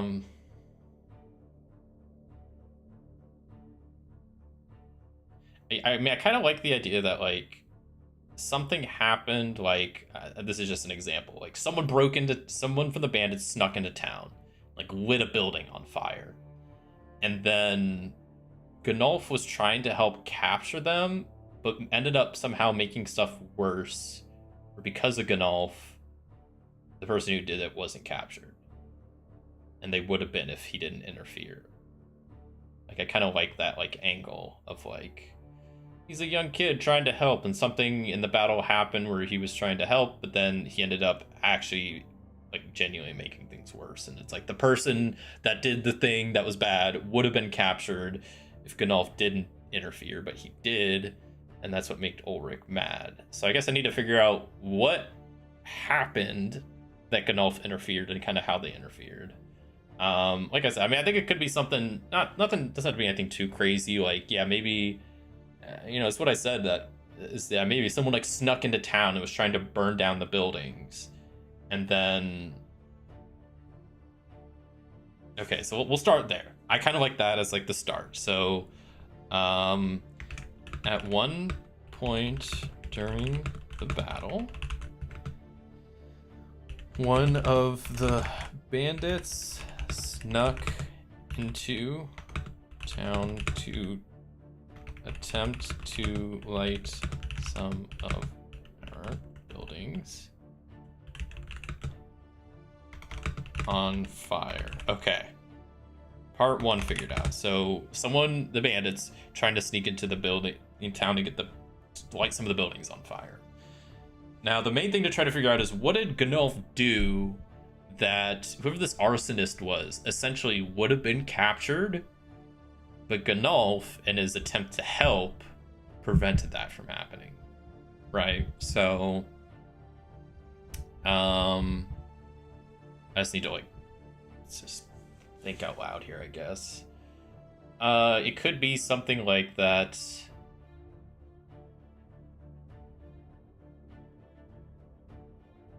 I don't know. This is just, I'm just thinking out loud. It could be like, okay, this arsonist was broke into town, successfully snuck into town, and then like lit some buildings on fire. So like, boom, buildings ablaze, people are in panic. The arsonist tries to run away, sprains his ankle.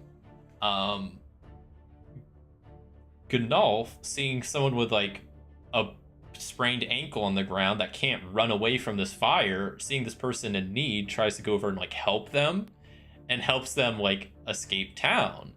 Little did he know that he just helped the arsonist like escape town. Something like that. I don't know if that's the exact angle, but something like that, where this person that started the fire almost certainly would have been caught, but Gnolf, in his attempt to help, made things worse. So I guess maybe I can ask Mythic to try to help me out a little bit. So did this arsonist actually end up lighting buildings on fire? I think it's likely. Like, did he actually get to that point? No. So there was an attempted arsonist who didn't actually end up lighting the buildings on fire.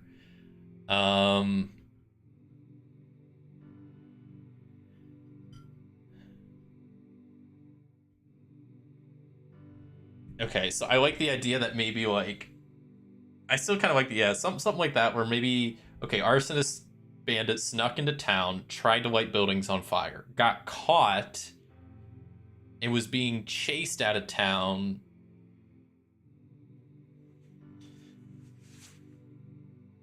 But then what? How did Gnolf interfere in a way where the arsonist got away? Or I guess the attempted arsonist bandit got away. It could be that like Gnolf accidentally, like, it could be something simple, like he bumped into the guards chasing after him or something. I kind of want it to be a little bit more than that. That feels a little like almost too coincidental. What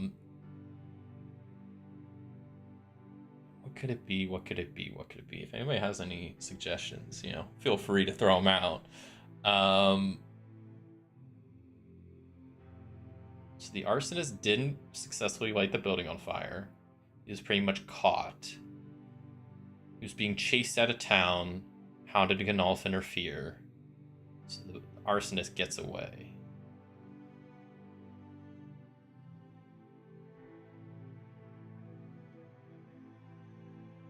I mean, if I can't think of anything else, I mean, I don't love the idea, but it fits pretty well that I think, you know, the town's in panic. Someone tried to break into the town, attempted arson. People are running around. At one point, Gnolf is like running away from somewhere and bumps into Ulrich, who was chasing after the arsonist. And because of that,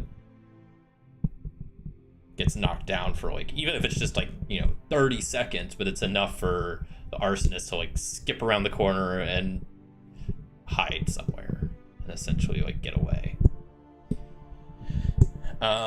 So that's why it's like, they're definitely not like mortal enemies, but Ulrich is definitely not a fan of Gnolf because of this. And maybe like Gnolf was specifically told to stay indoors to make sure he stays out of the way for his own safety, but then ends up going outside to maybe try to help. And then, I don't know. Something like that, yeah. Something like that.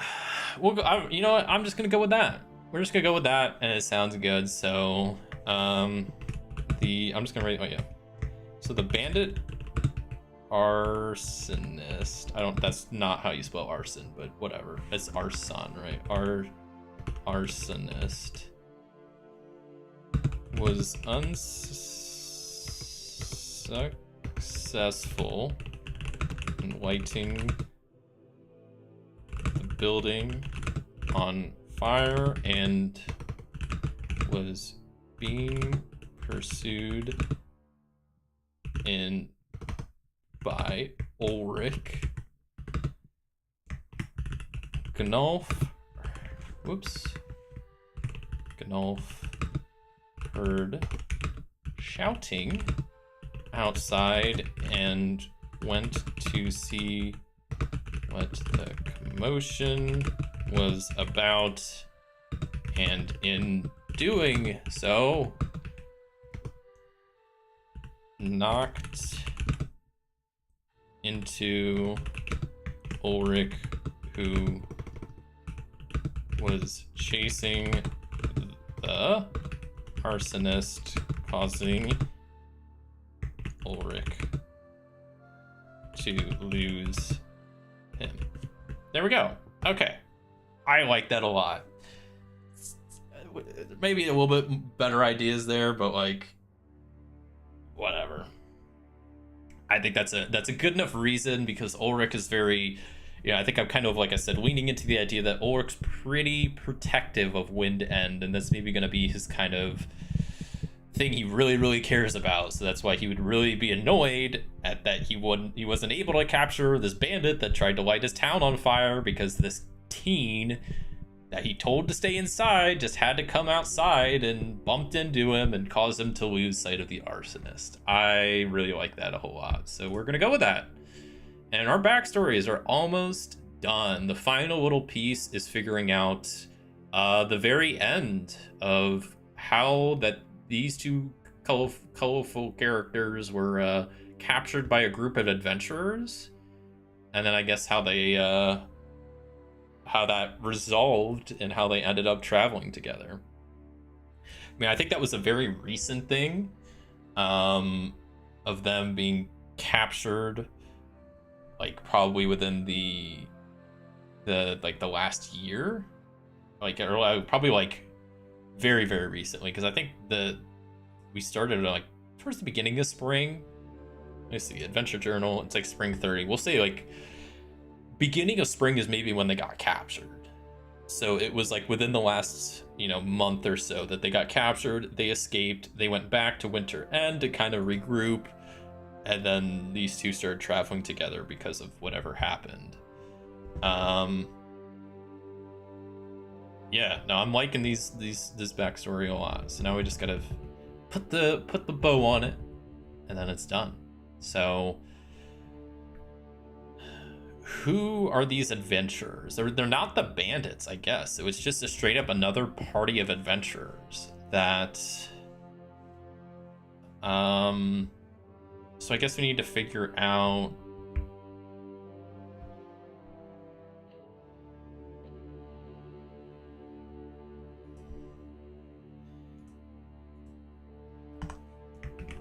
so we're gonna say that Gunolf, after living in the forest, after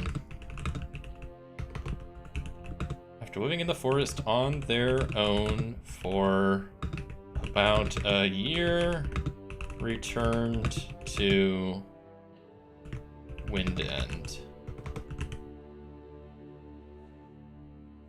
After he kind of got over his, not got over, but got through the worst of his kind of like depression, his isolation, stuff like that. Because I mean, both of these guys need to be in Wind End for them to be kind of captured by an adventure party. So I like that the adventure party didn't necessarily come to Wind End. I think I like the idea that these two were grouped up together. Or maybe we'll say there was another, just like something that's unrelated to the bandits, that another party came, like adventure party just came into town and captured both of these guys. Probably try to. I bet this party must be pretty powerful if they captured some of the, it's pretty tough soldiers here. And what was the purpose of them capturing? It's tough. Okay, this song again. Skipping this song. We'll go next song. There we go. The Raven's Lament.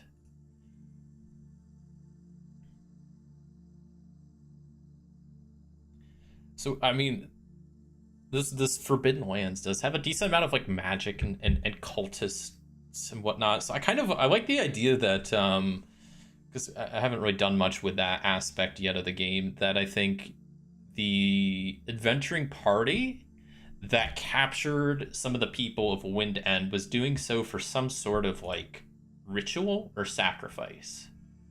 Who knows what the sacrifice was? I don't, I don't think our characters know, and to be honest, I don't want to really figure that out now. But maybe we can come up with some name for them. That'd be great. Like the something cultists, or the, maybe go like a character, personality, identity. I'm just gonna roll a couple dice.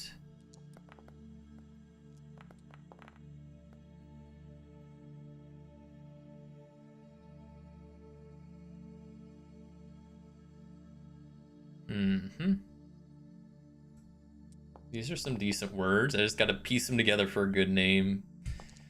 What this like party maybe called themselves. I mean, I guess we might not even know what they called themselves. They probably not if we were captured. So I don't know.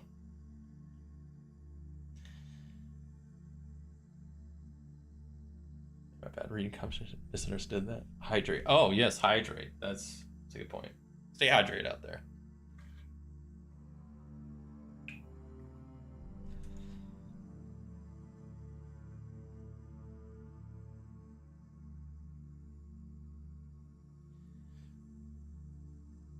So I kind of like the idea that I'm thinking about this, that there is like some like more magic behind them getting captured. Like I like the idea that this adventuring party came to town and somehow cast like a spell or something that put a lot of people to sleep, and then they just captured them in their sleep. So like Gnolf and Ulrich went to bed one night and then woke up the next day captured. It's not like they even had a chance to like really fight or stop whatever was happening. They just kind of were along for the ride.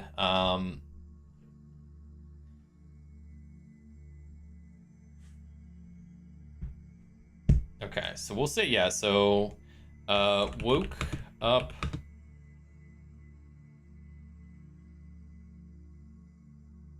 roughly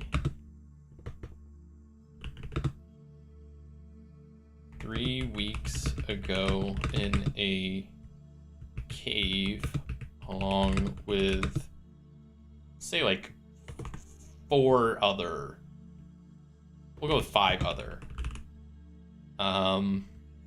residents from Winter End.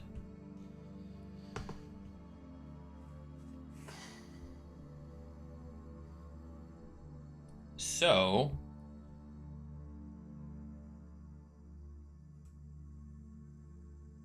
man, Nightbot spam in the message. Well, no, Nightbot did not like whatever you put for. Oh, it didn't like the symbols. You're fine. I really need to fix Nightbot. I thought Nightbot was great, but you know what? Nightbot seems to just yell at people more than it does anything else. Because I didn't always use Nightbot. I used like the Streamlabs bot for a while, and then I used like the Stream Elements bot, and then I don't know. I saw some other streamers I watch use Nightbot, so I was like, I'll try Nightbot, and it seems fine. But it has. I think I just need to tweak it a little bit. It's okay. And let's just. I need to finish this. We woke up along with 5 other residents, Winter's End being captured, had been captured by some adventuring party for apparently some sacrifice/ritual.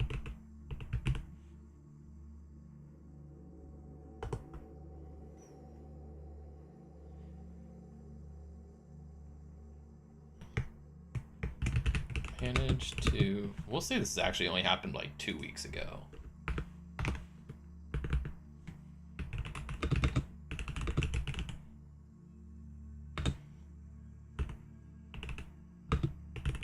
So there were 6 people total that were captured. Let's say 4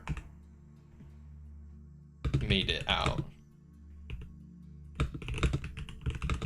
including Gnolf. So Gnolf, Ulrich, and 2 others made it out alive. And this all happened, like I said, yeah, roughly like 2 weeks ago. We could probably add more detail, but I feel like that's pretty good. At least that we know that we're captured by some party for some like sacrifice or ritual.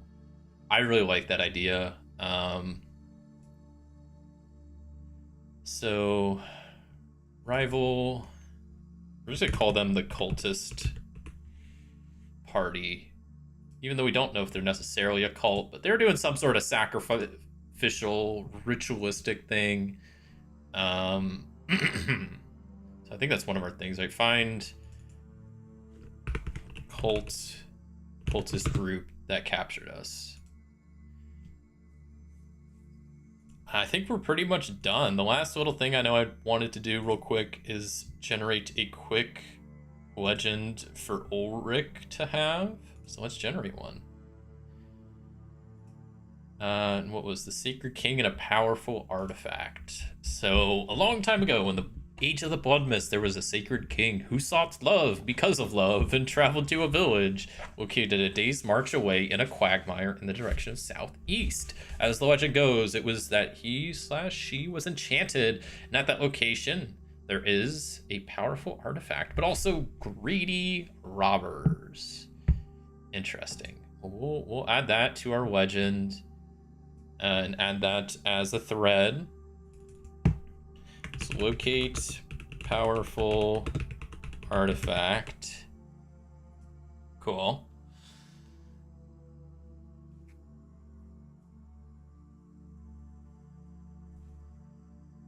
The Cult of the Shut-Eye. Okay. I like it. I need a good name, so I'll... They probably said their name at some point. The Cult of the Shut-Eye? Yeah. Okay. I like it.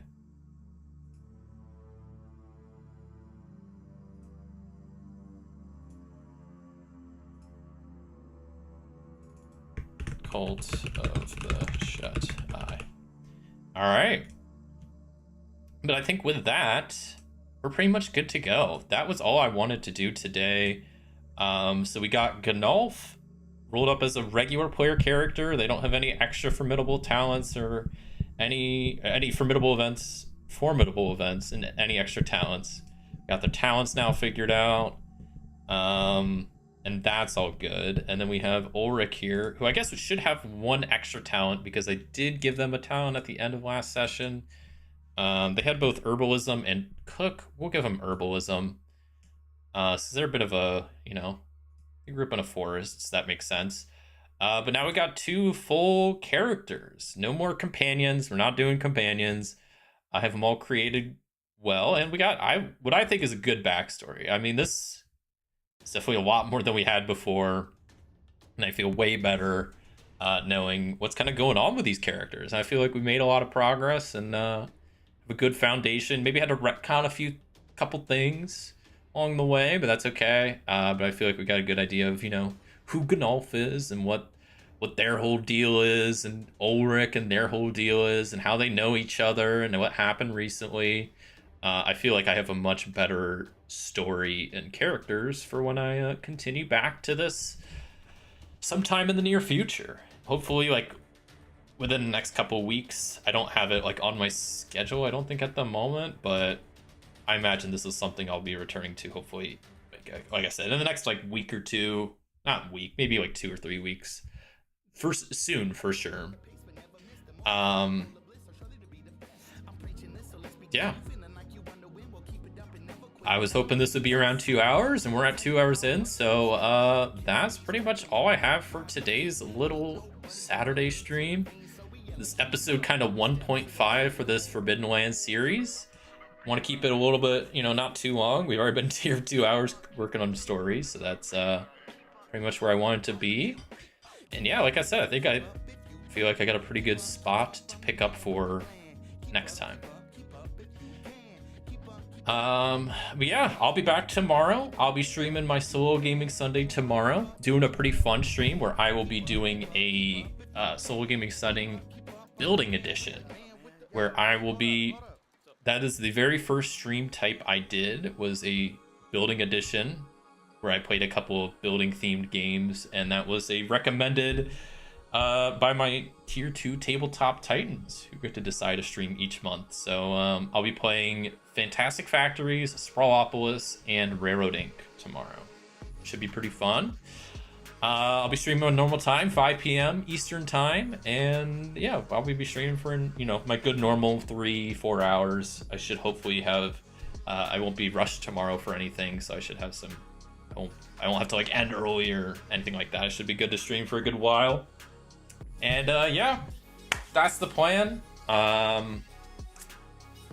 y'all enjoyed this stream, and yeah, I'm glad I did this. Glad I got my characters a little bit more fleshed out, and you can kind of see at least my process for going through a backstory, which is, yeah, like I said, I mean, I like it. There's a lot of detail here now, but really they're just bullet points and you know, just little bits of info there, here and there. But I feel like I have a much better idea of who these characters are.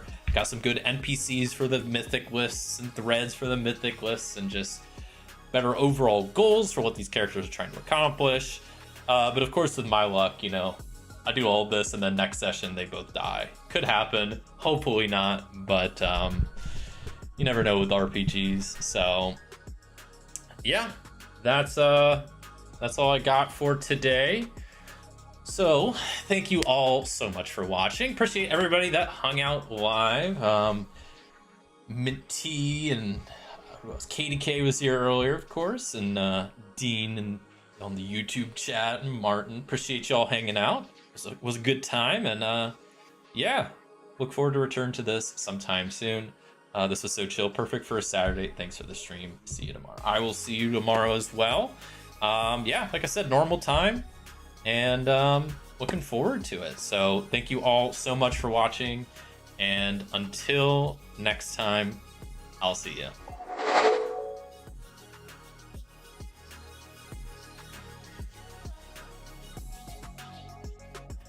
Have a good rest of your day, everybody.